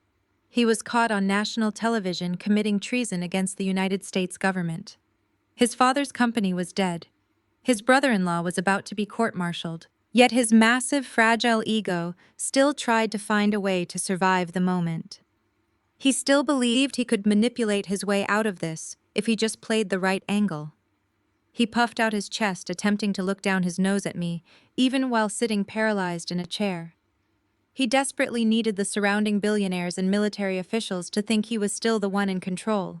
He wanted them to believe his crazy estranged wife had simply shown up to cause a scene and beg for his forgiveness. "What is this?" he hissed, his voice shaking but loud enough for the neighboring tables to hear. An apology. It was the most pathetic display of arrogance I had ever witnessed. He was literally minutes away from being placed in federal handcuffs, and he was still trying to gaslight me in public. He still thought I was the submissive woman who would back down to avoid embarrassing him. I did not lower my voice. I did not whisper. I projected my voice using the exact command tone I used when barking orders over the roar of jet engines on a flight deck. I made sure every single defense contractor, general, and federal investigator within 50 feet heard exactly what I had to say. I wanted his humiliation to be absolute and permanent. I dropped the heavy envelope directly onto his pristine white dinner plate, knocking his silverware aside. "No," I replied, holding his terrified gaze as the reality of my words crushed the last ounce of hope from his body.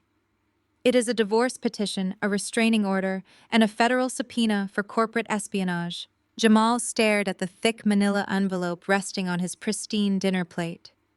The words, divorce petition, restraining order, and federal subpoena, hung in the air between us, heavy and inescapable. He opened his mouth to speak, but his vocal cords completely failed him. He looked down at the documents and then back up at my face. He was searching for any trace of the submissive wife he thought he could manipulate into a psychiatric facility. He found absolutely nothing. I stood there looking at him with the cold, detached observation of a soldier assessing a neutralized threat. The blinding white spotlight continued to isolate Table 1 from the rest of the dark ballroom. The silence in the room was absolute. 500 of the most powerful military and corporate figures in Washington were holding their breath, watching the destruction of a legacy unfold in real time. Wyatt realized the situation was completely unsalvageable. The arrogant logistics lieutenant who had spent the entire evening bragging about his fabricated military prowess suddenly understood that he was facing actual unyielding federal justice. He did what cowards always do when their lies are exposed. He tried to run. Wyatt shoved his chair back so violently that it tipped over and crashed onto the polished marble floor. The sharp sound echoed through the grand ballroom, causing several high-ranking dignitaries to flinch.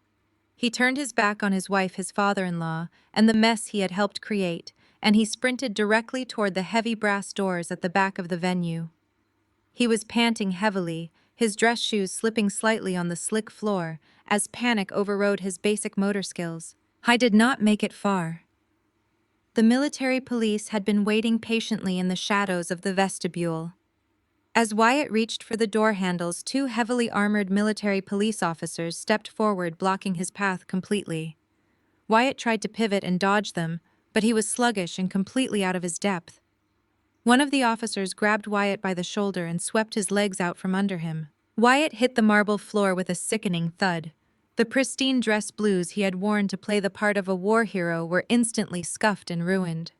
He let out a loud, pathetic whine as the officers pinned his arms behind his back and secured his wrists with heavy steel handcuffs.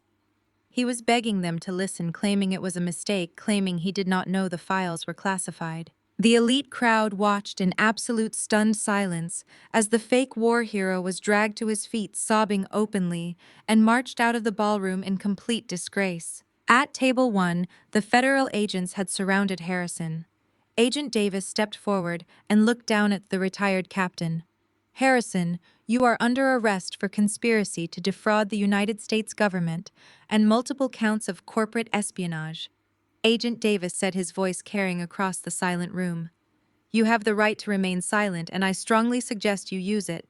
Harrison did not fight.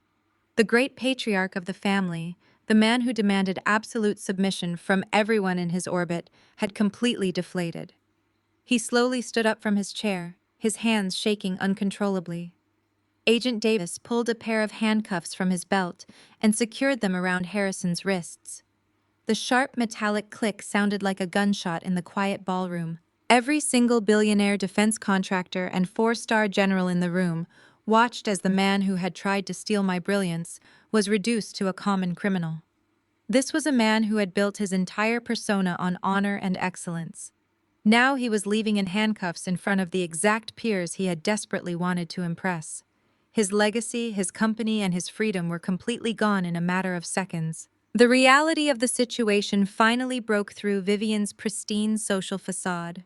The matriarch, who had spent 5 years treating me like a lower-class diversity quota, suddenly realized that I was the only person in the room with the power to stop the execution. She completely lost her mind. Vivian lunged out of her chair, her heavy diamond necklaces rattling against her chest. She pushed past Jamal and grabbed my arm, her perfectly manicured fingernails digging into the crisp white fabric of my uniform sleeve.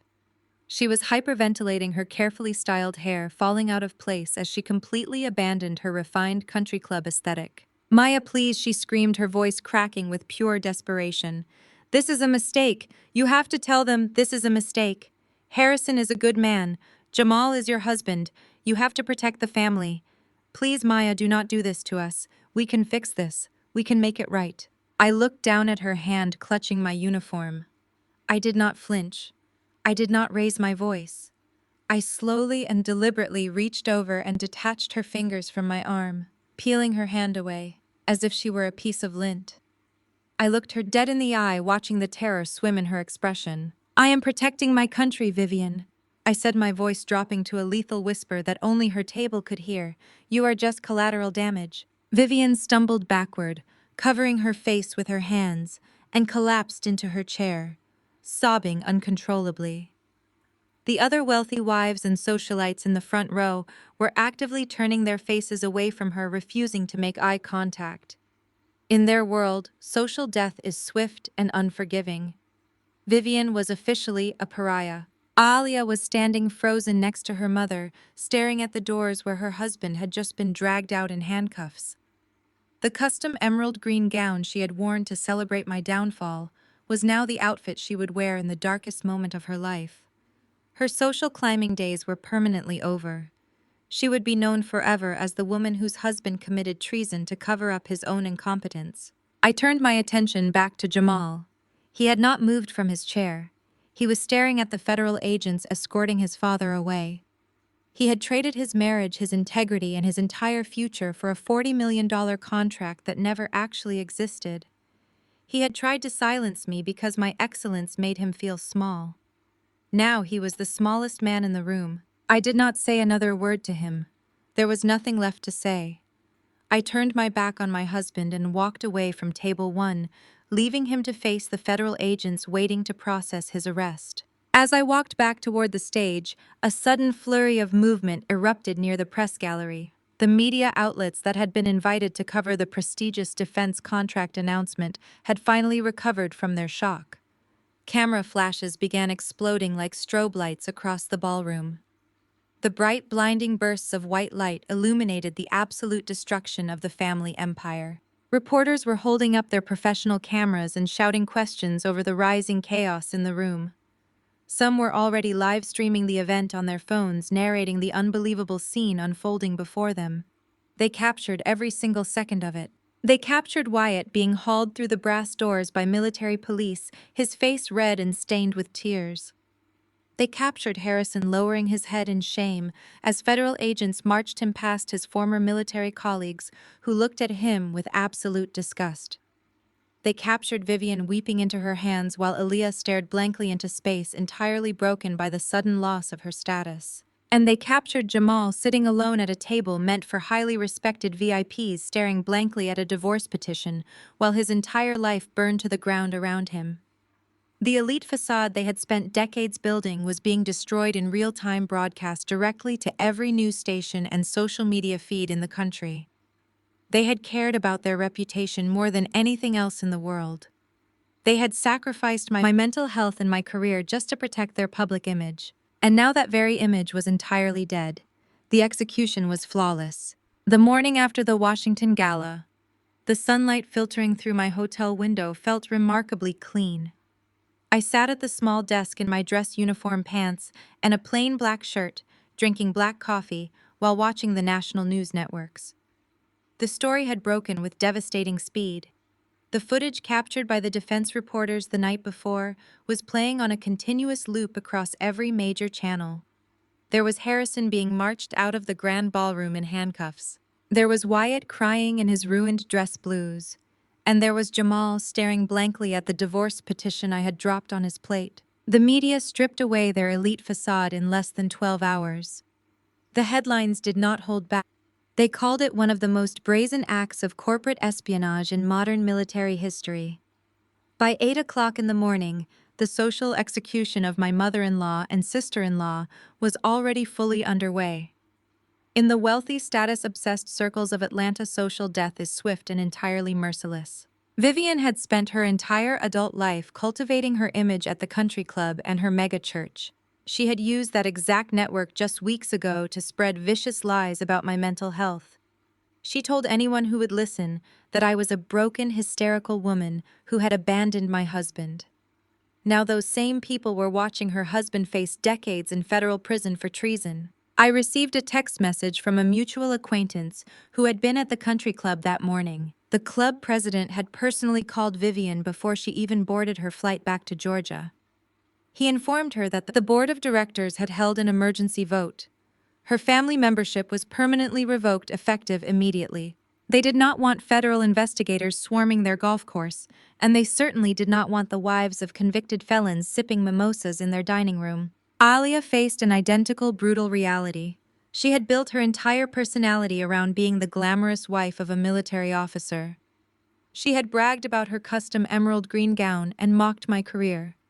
But the military community is fiercely protective of its own.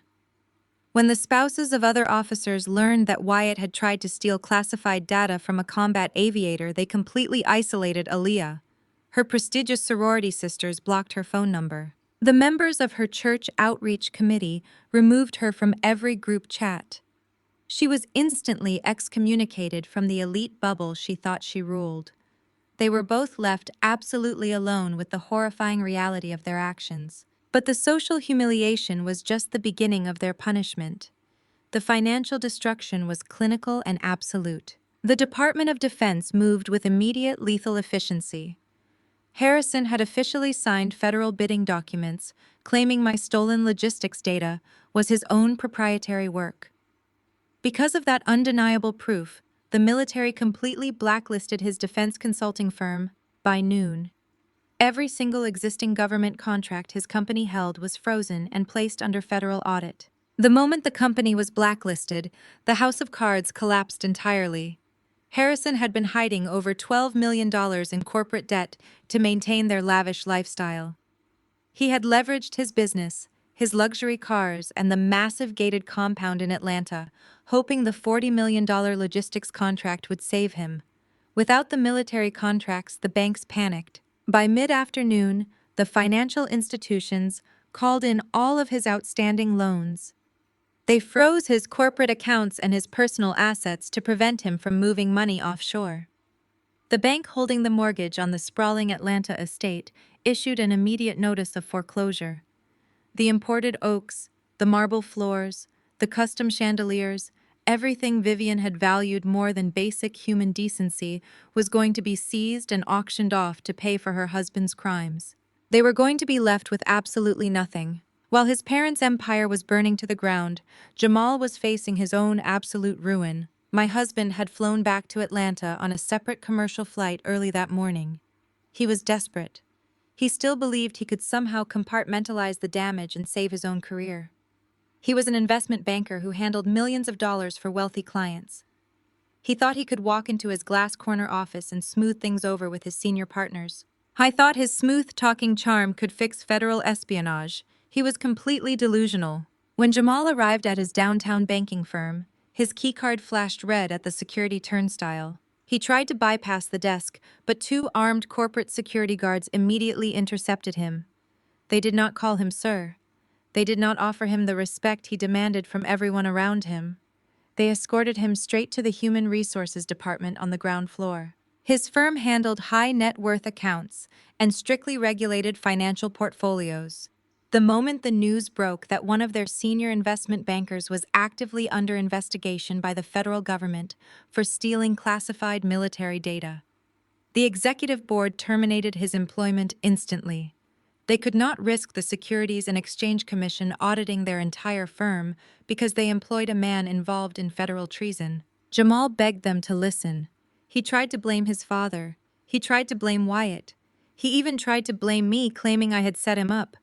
But corporate executives do not care about family drama. They care about liability, and Jamal was the ultimate liability. They handed him a small cardboard box containing the few personal items from his desk. They stripped him of his company phone, his corporate credit cards, and his health insurance. Security marched him through the sleek glass lobby of the building he used to command and physically escorted him out onto the busy downtown sidewalk. My civilian attorney Maxine had moved with terrifying speed while Jamal was airborne. Before he even landed in Atlanta, Maxine had filed the divorce petition and executed emergency financial injunctions. Because I had documented his digital theft and his attempt to extort me with that pathetic post. Nuptial agreement, the judge granted an immediate freeze on all joint accounts. Jamal could not touch a single cent of my military pay, my savings, or the equity in the home I had paid for. He had mocked my career, calling me a diversity hire and allowing his brother-in-law to degrade my service. Now my military income was the only clean money left in our marriage, and he was legally barred from accessing it. The irony was poetic. The very job he was embarrassed by was the exact thing that saved me from his financial ruin. Standing on that downtown sidewalk, Jamal pulled out his personal cell phone, the one he had used to coordinate the theft of my files. He had no office to return to, and no gated compound to seek refuge in, since the federal agents were currently tearing his parents' estate apart, looking for hard drives. He was a ghost in his own city. The elite friends he had spent years buying expensive drinks for were actively ignoring his calls. The society he valued more than his own marriage had chewed him up and spit him out before lunchtime. I watched the notification come through my legal team, confirming that Jamal's employment had been terminated. I felt a deep, profound sense of closure. I was standing on the concrete holding a cardboard box, completely stripped of his title, his wealth, and his fake prestige. I was a man who had sold his soul and betrayed his wife for a taste of ultimate power, and now he was entirely penniless. This was the cost of his arrogance. He had looked at a woman trained to calculate blast radiuses and survive hostile combat zones, and he had assumed I was weak enough to be manipulated. He assumed my silence was submission. He never understood that silence is just the space you create before you drop the payload. That silence was broken exactly 3 hours later. I was sitting at the metal desk in my temporary officer quarters, reviewing tactical flight schedules, when my secure mobile device began to vibrate continuously. The caller identification displayed a string of restricted numbers, but my security protocols easily bypassed the block. It was Jamal. I was calling from a prepaid burner phone because his corporate line had been seized and his personal devices were currently sitting in an evidence locker at a federal field office. I did not answer the phone. I let the device vibrate against the metal desk until the call went to voicemail. Less than a minute later, he called again. Then he called a third time. Over the next 2 hours, my husband left 14 separate voicemails. I poured myself a cup of black coffee, sat back in my chair, and played the first audio file on speakerphone. The voice coming through the speaker was completely unrecognizable. The smooth, arrogant investment banker who had confidently tried to gaslight me into a psychiatric facility just days prior was entirely gone. In his place was a terrified, sobbing man-child. Jamal was literally weeping into the receiver. His breath hitched and hitched as he begged me to answer the phone. He pleaded with me to call off the federal lawyers and stop the divorce proceedings. He sounded like a man drowning in a storm of his own making, desperately reaching for the very woman he had just tried to drown. I listened with cold clinical detachment as his tone shifted from begging to pathetic deflection. In the fourth voicemail, he stopped apologizing and started pointing fingers. He blamed the entire corporate espionage plot on his father. He claimed Harrison had relentlessly pressured him, manipulating his loyalty to save the family legacy from bankruptcy. He swore he never wanted to steal my classified files, but Harrison had convinced him it was the only way to protect their lifestyle. Then he turned his venom on Wyatt. Jamal sobbed into the phone, calling his brother-in-law an incompetent, clumsy fool who botched the digital download and tripped the security alarms. Jamal took absolutely zero accountability for his own treason. He was willing to throw his own father and his sister's husband directly under the bus if it meant saving his own skin. But it was the ninth voicemail that truly revealed the core of his betrayal. His voice dropped, losing the frantic panic for a moment of bitter, pathetic honesty. He actually tried to weaponize his own insecurity to make me feel guilty. He told me that my military career had emasculated him. He said I was too successful, too disciplined, and too independent. He claimed he only helped steal my logistics files because he wanted to feel like the powerful man in our marriage again. He wanted to secure that $40 million government contract so he could finally be the ultimate provider and put me in my proper place. He wanted to reduce me to a grateful, dependent wife. It was the most disgusting display of fragile male ego I had ever witnessed. He had committed a federal felony simply because his pride could not handle standing in the shadow of a successful black woman. I did not listen to the remaining 5 voicemails. I pressed the delete button and wiped the audio files completely from my device. I felt absolutely no obligation to absorb his emotional breakdown. When you actively attempt to destroy a person's life, you do not get to cry and demand sympathy when they survive and dismantle yours. I forwarded the call logs and the restricted numbers directly to my civilian attorney, Maxine. She moved with her usual lethal efficiency. Maxine filed an immediate violation of the temporary restraining order with the local authorities. Jamal received a visit from Atlanta law enforcement within the hour. The officers cornered him outside a cheap motel where he was hiding and delivered a very clear warning. One more unauthorized attempt to contact me, one more phone call or email would result in his immediate arrest and incarceration. He was forced into total, absolute silence. He was locked out of my life permanently, with no closure, no conversation, and zero forgiveness. The silence that followed in the coming weeks was profound. For the first time in 5 years, my environment was completely clear of their toxic noise. I did not have to listen to Vivian criticizing the sturdy pragmatism of my military uniform. I did not have to endure Aaliyah bragging about her fake country club status or her designer handbags. I did not have to shrink my intellect or hide my commendations to fit into Jamal's shallow, materialistic world. I spent my days at the naval base focusing entirely on my operational duties and my aviation training. I ate my meals in absolute peace. I slept soundly without the heavy, suffocating weight of their elite expectations crushing my spirit. While I was finding my peace and rebuilding my sanctuary, their world continued to burn to ash. Federal investigators officially indicted Harrison on multiple felony counts of conspiracy and defrauding the United States government. The federal banking authorities finalized the foreclosure on the sprawling Atlanta estate. Vivian and Harrison were forced to pack whatever personal clothing the government had not seized and vacate the premises. The great patriarch and his status-obsessed wife were reduced to renting a small, cramped apartment on the outskirts of the city, completely shunned by everyone they once knew. Aaliyah filed for a swift, highly publicized divorce from Wyatt, attempting to desperately distance herself from his crimes, but the social damage was permanent. She was a total pariah. But the wheels of military justice turn much faster and grind significantly finer than civilian courts. Exactly 3 weeks after the Washington Gala, I was sitting in my secure office on the base reviewing tactical flight schedules. A sharp, heavy knock on my door broke my concentration. I authorized entry and the heavy oak door swung open.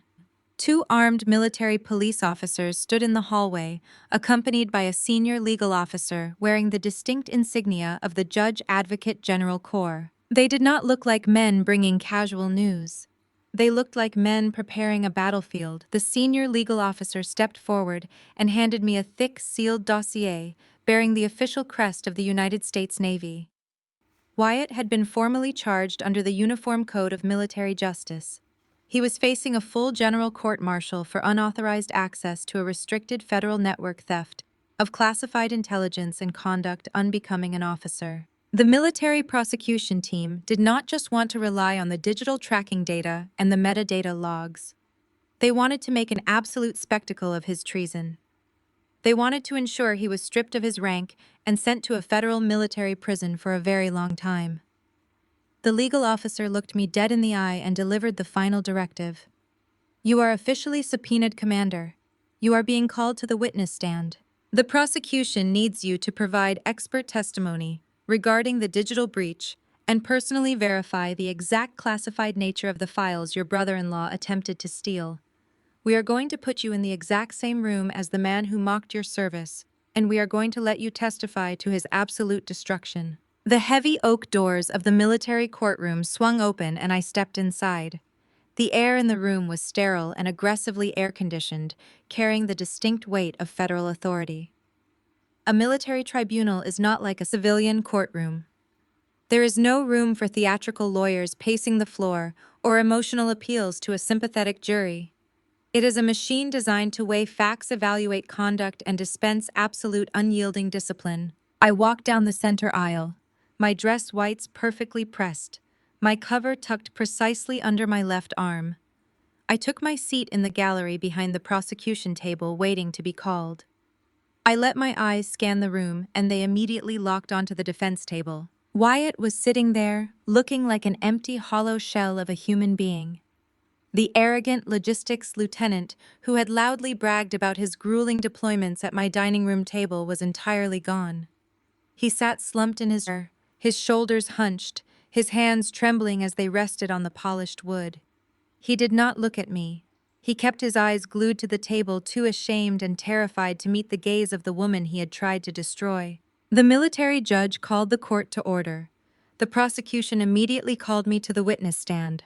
I stood up, squared my shoulders, and marched to the front of the room. I raised my right hand, swore the oath, and took my seat in the witness box. I did not feel an ounce of anxiety. I was in my element. The lead prosecutor approached the stand. He was a sharp, seasoned military lawyer who understood exactly how to dismantle a defense. He asked me to state my name, my rank, and my security clearance level for the official record. I stated them clearly, projecting my voice so every person in the courtroom could hear the absolute authority I carried. The prosecutor then moved directly into the events of the security breach.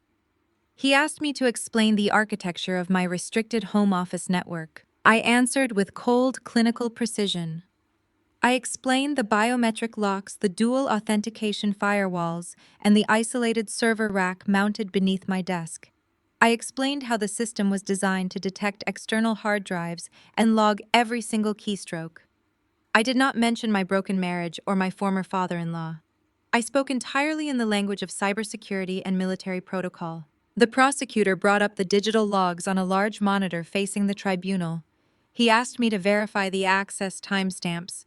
I confirmed them all.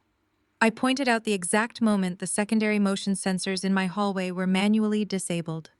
I identified the guest internet protocol address that had linked to my network. I confirmed that the physical machine identification number attached to the breach belonged directly to the personal laptop seized from Wyatt. Then the prosecutor asked me about the decoy file. He asked me to explain the tracking beacon I had embedded in the document. I detailed how the digital watermark functioned. I explained how the file silently pinged my secure server the moment it was copied onto Wyatt's external drive. I walked the tribunal through the entire digital trail, showing them exactly how the stolen file moved from my home to Wyatt's device, and finally to the commercial servers of Harrison's defense firm. The evidence was absolute. It was a flawless, unbroken chain of digital custody, proving beyond any shadow of a doubt that Wyatt had committed espionage. The prosecution rested their direct examination. It was time for the cross-examination. Wyatt's defense attorney stood up and approached the podium. He was a civilian lawyer hired presumably with whatever funds the family had left before their accounts were entirely frozen. He knew he could not beat the digital evidence, so he attempted the only strategy he had left. He tried to attack my character. He tried to paint me as a bitter, vindictive wife who had orchestrated a massive conspiracy to frame her innocent brother-in-law. Commander, the defense attorney began, his tone dripping with fake sympathy. You were experiencing severe marital difficulties at the time of this alleged breach, were you not?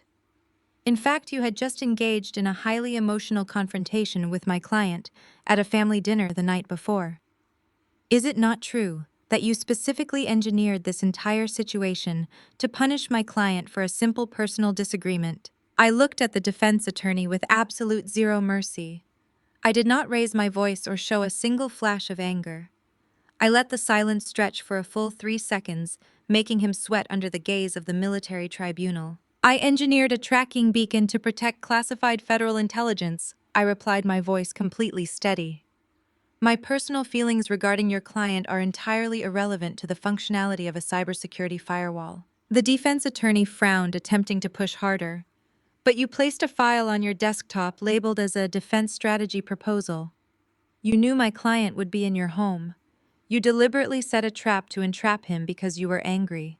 I leaned forward slightly, resting my hands on the wooden rail of the witness stand. I secured my network, I corrected him. Your client made the deliberate, conscious choice to bypass a physical biometric lock, enter a restricted area, plug in an unauthorized external drive, and steal military data. A trap only works if the target possesses the criminal intent to step into it. The data logs do not possess emotional bias, counselor. The metadata does not care about family dinners. The numbers simply reflect your client's treason. The defense attorney opened his mouth to argue, but he had nothing left to say. He looked at the massive screen displaying the undeniable digital footprints. He looked at the stern, unyielding faces of the military judges sitting on the tribunal. He swallowed hard, gathered his notes, and sat back down. The defense completely crumbled. I was dismissed from the witness stand. I walked back to my seat in the gallery, feeling the heavy, satisfying weight of absolute justice settling over the room. The tribunal did not take long to deliberate. The evidence was too overwhelming, the breach too severe. When the judges returned to the courtroom, the atmosphere grew so tense it felt physically suffocating. Wyatt was ordered to stand and face the panel. His legs were shaking so badly his defense attorney had to discreetly grip his elbow to keep him upright. The head of the tribunal read the verdict aloud. On the charge of unauthorized access to a restricted federal network, the tribunal finds the defendant guilty. On the charge of theft of classified government intelligence, the tribunal finds the defendant guilty. On the charge of conduct unbecoming an officer of the United States Navy, the tribunal finds the defendant guilty. Wyatt let out a low, pathetic sob. His chest heaved as the reality of his destroyed life crashed down on him. The sentencing was delivered with brutal military efficiency. Wyatt was formally stripped of his rank. He was ordered to forfeit all military pay and allowances. He was handed a dishonorable discharge, permanently revoking all of his veteran benefits and branding him a traitor for the rest of his life. Finally, he was sentenced to serve 10 years in a federal military penitentiary. I watched as two armed military police officers stepped forward, placing their hands firmly on Wyatt's shoulders. They turned him around and marched him toward the side door of the courtroom. As he walked past the gallery rows, he finally looked up and made eye contact with me. His face was stained with tears, his eyes wide with profound regret and absolute terror. I did not blink. I did not offer him a single ounce of sympathy. I held his gaze until the heavy wooden doors closed behind him, locking him away in the dark. I was going to federal prison entirely alone. Aliyah had not even bothered to attend the court-martial. The moment the scandal broke and the elite country club ostracized her, she immediately filed for divorce. She submitted the paperwork electronically and abandoned her husband to save her own fragile social status. She stripped his last name from her social media accounts and vanished, completely severing ties with the man she used to parade around like a trophy. Wyatt had sacrificed his freedom to please a family that threw him away the second he became a liability. The courtroom slowly emptied. The prosecutors packed up their briefcases, and the tribunal judges retired to their chambers. I stood up, smoothed the front of my uniform jacket, and walked out into the wide, brightly lit hallway of the Military Justice Building. I felt incredibly light. The massive toxic anchor I had been carrying for 5 years was finally gone. But as I turned the corner heading toward the main exit, I stopped. Standing near the glass double doors looking like a shadow of his former self was Jamal. I was wearing a wrinkled gray suit that looked too big for his suddenly depleted frame. His eyes were bloodshot, and his posture was completely defeated. He had lost his job, his wealth, his reputation, and his family empire. He was facing his own impending civilian trial for corporate espionage, and he was entirely out of options. When he saw me walking down the hallway, he pushed himself off the wall and took a hesitant step forward. He held up his hands, palms facing outward in a gesture of total surrender. "Kendra," he called out, his voice cracking with desperation. "Please, just give me 5 minutes. That is all I am asking for. Just 5 minutes of your time."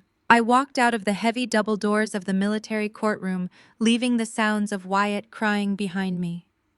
The wide corridor of the Military Justice Building was brightly lit and completely silent. The polished floors reflected the fluorescent lights overhead, creating a sterile and unforgiving environment. It was the perfect place for a final reckoning. I turned the corner, heading toward the main exit, and stopped. Standing near the glass doors, looking like a hollowed-out shadow of his former self, was Jamal. My husband was leaning against the wall. He was wearing a wrinkled gray suit that hung loosely on his frame. The custom-tailored Italian wool now looked cheap and baggy. He looked like he had not slept or eaten in weeks. His usually immaculate haircut was unkempt, and the arrogant posture he had spent his entire adult life perfecting was entirely gone. He was a man who had lost his corner office, his luxury cars, his high society memberships, and his family empire. He was currently out on bail, facing his own impending civilian trial for corporate espionage, and he had absolutely nowhere left to go. The elite fraternity brothers and wealthy colleagues he used to host for expensive bourbon tastings had blocked his number the second the federal indictment hit the news. He was a complete ghost in his own city. When he saw me walking down the hallway, he pushed himself off the wall and took a hesitant step forward. He held up his hands with his palms facing outward in a gesture of total surrender. "Kendra," he called out, his voice cracking with a pathetic desperation. "Please just give me 5 minutes. That is all I am asking for. Just 5 minutes of your time." I did not break my stride until I was standing exactly 3 feet in front of him. I kept my hands clasped loosely behind my back, maintaining my strict military bearing. I did not look at him with anger or sadness. I looked at him the way you look at a math problem that has already been solved. "I have nothing left," Jamal said, his voice trembling as tears welled up in his bloodshot eyes. "They took the house. They took the cars. My firm blacklisted me from the entire financial sector. I cannot even get a job as a bank teller. My father is going to die in a federal penitentiary, and Aliyah will not even answer my calls. I am completely ruined, Kendra. I have absolutely nothing. He reached out as if he wanted to touch my uniform sleeve, but my cold expression stopped him dead in his tracks. His hand dropped awkwardly back to his side. How can you do this? He sobbed, a single tear spilling over his eyelashes and tracking down his cheek. How can you just stand there and be so completely cold to me? I am your husband. We built a life together.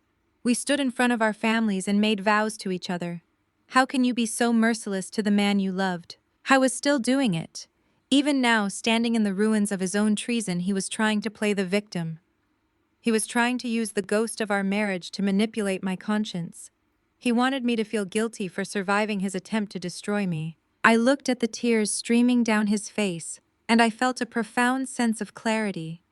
The last lingering chain tying me to this man snapped completely. You want to talk about mercy, Jamal? I asked, my voice low and steady. You want to talk about the vows we made in front of our community. You want to invoke the marriage you actively tried to sabotage. He nodded, frantically wiping his face with the back of his hand, hoping he had finally found a crack in my armor. I did not give him an inch. You did not love me, Jamal, I said, stating the absolute truth with lethal precision. You loved the aesthetic of a successful wife. You loved showing up to the country club and the exclusive charity galas with an accomplished black woman on your arm because it made you look progressive and powerful.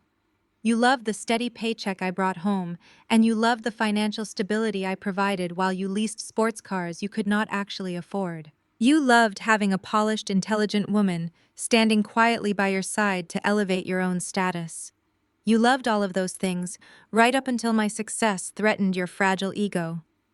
The moment my military rank and my classified clearance made you feel small, you turned on me. Jamal opened his mouth to protest, but I cut him off immediately, stepping 1 inch closer. Do not dare interrupt me, I commanded. You sat at your father's dining table and watched your brother-in-law degrade my military service. You watched him insult my honor, and you did absolutely nothing because you were terrified of your father. And when you realized my classified intelligence could save your family from bankruptcy, you did not hesitate to sell me out. You handed Wyatt the keys to my secure office. You bypassed our home security. You tried to steal my life's work. Jamal was shaking his head back and forth, weeping openly now in the bright hallway. I was desperate, he pleaded. My father told me we would lose everything. I just wanted to be the provider. I wanted to fix it. You wanted to destroy my sanity? I corrected him, my voice echoing slightly off the marble walls. When I confronted you about the bank account, you tried to convince me I was losing my mind. You tried to blame my military service. You looked me in the eye and suggested I needed a psychiatric evaluation. You were willing to institutionalize your own wife just to cover up your theft. You were willing to let me lose my clearance, my career, and my freedom so you could play the big, successful businessman. I watched him crumble under the weight of his own actions. He sank to his knees right there on the polished floor of the Military Justice Building. The great investment banker, the man who used to sneer at anyone who did not wear a designer watch, was kneeling at the feet of the woman he had tried to erase. You made your choice, Jamal. I continued, looking down at him. You chose to align yourself with a family of frauds who cared more about imported marble and designer gowns than basic human decency. You chose to let your mother treat me like a lower-class diversity quota. You chose to let your sister parade around like royalty while looking down on my service. You chose corporate espionage. You chose treason. I am not punishing you. I am simply the consequence of your own catastrophic arrogance. I am the mirror reflecting exactly what you are. Please, Kendra, he begged, looking up at me with a wet, pathetic face. I am terrified. I am going to prison. I do not know how to survive this. Please help me. I looked down at the man kneeling on the floor. I thought about the 5 years I had spent shrinking myself to fit into his shallow, materialistic world. I thought about the times I had bitten my tongue to protect his pride. I had given him my absolute loyalty, and he had responded by trying to feed me to the wolves. I adjusted the cuffs of my dress whites, ensuring they were perfectly straight. You should have thought about survival before you tried to ambush a combat aviator, I said, my voice completely devoid of emotion. I turned my back on him. I did not look back. I marched down the long, brightly lit hallway, the sound of my polished boots striking the floor masking the sound of his quiet sobbing. I walked through the heavy glass double doors and stepped out into the crisp, fresh air of the afternoon. I left my husband kneeling alone in the sterile corridor, financially ruined, publicly shamed, and facing his own impending federal trial. He was entirely out of options and completely out of time. I had executed my defensive protocols flawlessly. The hostile threat was neutralized. My perimeter was secure. It was time to close this chapter and prepare for the next phase of my life. Exactly 30 days after I left Jamal, kneeling in that brightly lit military hallway, my divorce was completely and permanently finalized. My civilian attorney, Maxine, executed the final legal decrees with the ruthless precision of a guided missile. Because Jamal was facing a massive federal indictment for corporate espionage and attempted extortion, he had absolutely no leverage to contest a single clause of our separation agreement. His criminal defense lawyers had explicitly advised him to surrender immediately to all of my terms to avoid adding further financial fraud charges to his rapidly growing federal rap sheet. I sat in Maxine's sleek downtown office, looking out at the city skyline as I signed the final stack of thick paperwork. I kept 100% of my assets. I kept the modern home I had paid for with my own hard-earned money. I kept every single cent in my savings accounts, and my entire military pension remained completely untouched by his greedy hands. Jamal walked away from our 5-year marriage with absolutely nothing but the clothes he had packed in a small cardboard box and a looming federal trial that would inevitably end in a lengthy prison sentence. The legal severing of our bond was absolute and total. I walked out of that law office and breathed in the crisp city air, feeling completely unburdened for the first time in half a decade. In the quiet weeks that followed, I spent a great deal of time reflecting on the concepts of family loyalty and the dangerous illusions of elitism. Jamal and his parents had built their entire existence on a foundation of shallow country club prestige. They worshipped imported luxury cars, custom designer gowns, and exclusive social memberships. They looked at me, a working-class black woman who chose public service and quiet dedication over corporate greed, and they assumed I was small. They assumed I was desperate for their validation. They thought they could diminish my intellect and mock my career simply because I did not fit their narrow materialistic mold of what a successful black family should look like. They believed they could use my presence to make themselves look progressive and well-rounded, while secretly plotting to steal my life's work to save their failing financial empire.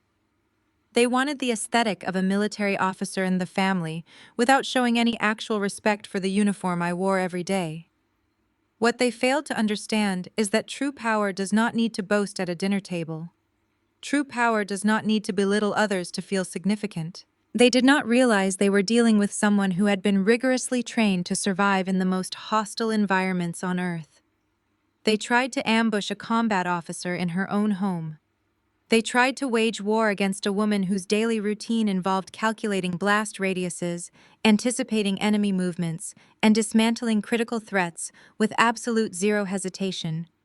I did not just survive their attempt to destroy me. I analyzed their weaknesses, isolated their vulnerabilities, and executed a flawless tactical strike that erased their entire legacy. They were the architects of their own destruction, and I simply handed them the tools to finish the job. Their desperate need to prove they were better than me was the exact blind spot I used to bring their entire empire crashing down to the ground. 6 months later, the air at the Naval Air Station was thick with the familiar heavy smell of aviation fuel and the distant powerful roar of turbine engines warming up on the flight line. It was precisely 0500 hours. The horizon was just beginning to glow with the deep, vibrant oranges and purples of early dawn, pushing back the darkness of the long night. I stood on the edge of the sprawling concrete tarmac, letting the cool morning wind rush past my face. I reached down and slowly zipped up my olive green flight suit. The heavy fire-resistant fabric felt like a second skin. It felt like home. I looked out at the massive runway, watching the ground crews moving with synchronized purpose, holding their glowing orange wands and guiding billions of dollars of military hardware into position. The rising sun crested the horizon, hitting my face and warming my skin. The brilliant light washed away the last lingering shadows of the family that had tried to keep me trapped in the dark. I took a deep, slow breath, filling my lungs with the clean, salty air blowing off the nearby coast. I picked up my flight helmet from the metal equipment bench. I ran my thumb over the bold black letters stenciled across the smooth, curved surface. Eclipse. The name my arrogant brother-in-law had mocked was the exact name that commanded absolute respect from the highest ranks of the United States military. It was a name earned through fire discipline and unwavering courage. I tucked the helmet securely under my right arm and began the long walk toward the flight line. My polished black boots struck the concrete with a steady, unwavering rhythm. Waiting for me at the end of the tarmac was a $60 million FA-18 fighter jet, its sleek gray wings angled sharply against the morning sky. It was a masterpiece of lethal engineering, and it was mine to command. I climbed the metal ladder bolted to the side of the fuselage and stepped over the canopy rail into the tight cockpit. I strapped myself into the ejection seat, locking the heavy restrictive harnesses tightly into place over my shoulders and chest. I flipped the battery switches, watching the digital displays illuminate the dark cockpit with a soft green glow. I pulled my helmet over my head, clicking the chin strap secure, and lowered my dark visor. I was not the broken, defeated wife they had tried to create. I was a weapon forged in absolute discipline and tested in actual combat. I gripped the flight controls, feeling the immense vibrating power of the twin engines humming powerfully beneath me, waiting to be unleashed. They had sat at a dining room table and demanded to know if I had ever been on a real mission. I pushed the throttle forward and steered my jet toward the active runway, completely ready for my next one. I felt the wheels leave the concrete and the heavy pressure of gravity pushing me back into my seat as the aircraft climbed violently into the clouds. Looking down at the earth shrinking beneath me, I knew I had left the wreckage of their lives far behind. The sky was clear, the coordinates were set, and there was nothing left but the endless blue horizon ahead. I am Maya, 35 years old. And until last night, my husband's elite family thought I was nothing but a glorified secretary. We were sitting at the mahogany dining table inside my in-laws' sprawling Atlanta estate when my white brother-in-law Wyatt smirked at me. "You are in the Navy?" he asked, his tone dripping with condescension. "Let me guess. Supply chain. I bet you have never been on a real mission." An older man at the head of the table, my father-in-law Harrison, looked up with a sneer. "What is your call sign?" he demanded, clearly expecting me to stutter. I looked him dead in the eye and gave him one single word: Eclipse. Before I tell you how that one word shattered his crystal wine glass and unraveled their entire fake empire, let me know where you are watching from in the comments. Hit that like button and subscribe if you have ever had to dismantle an arrogant bully using nothing but the cold, hard truth.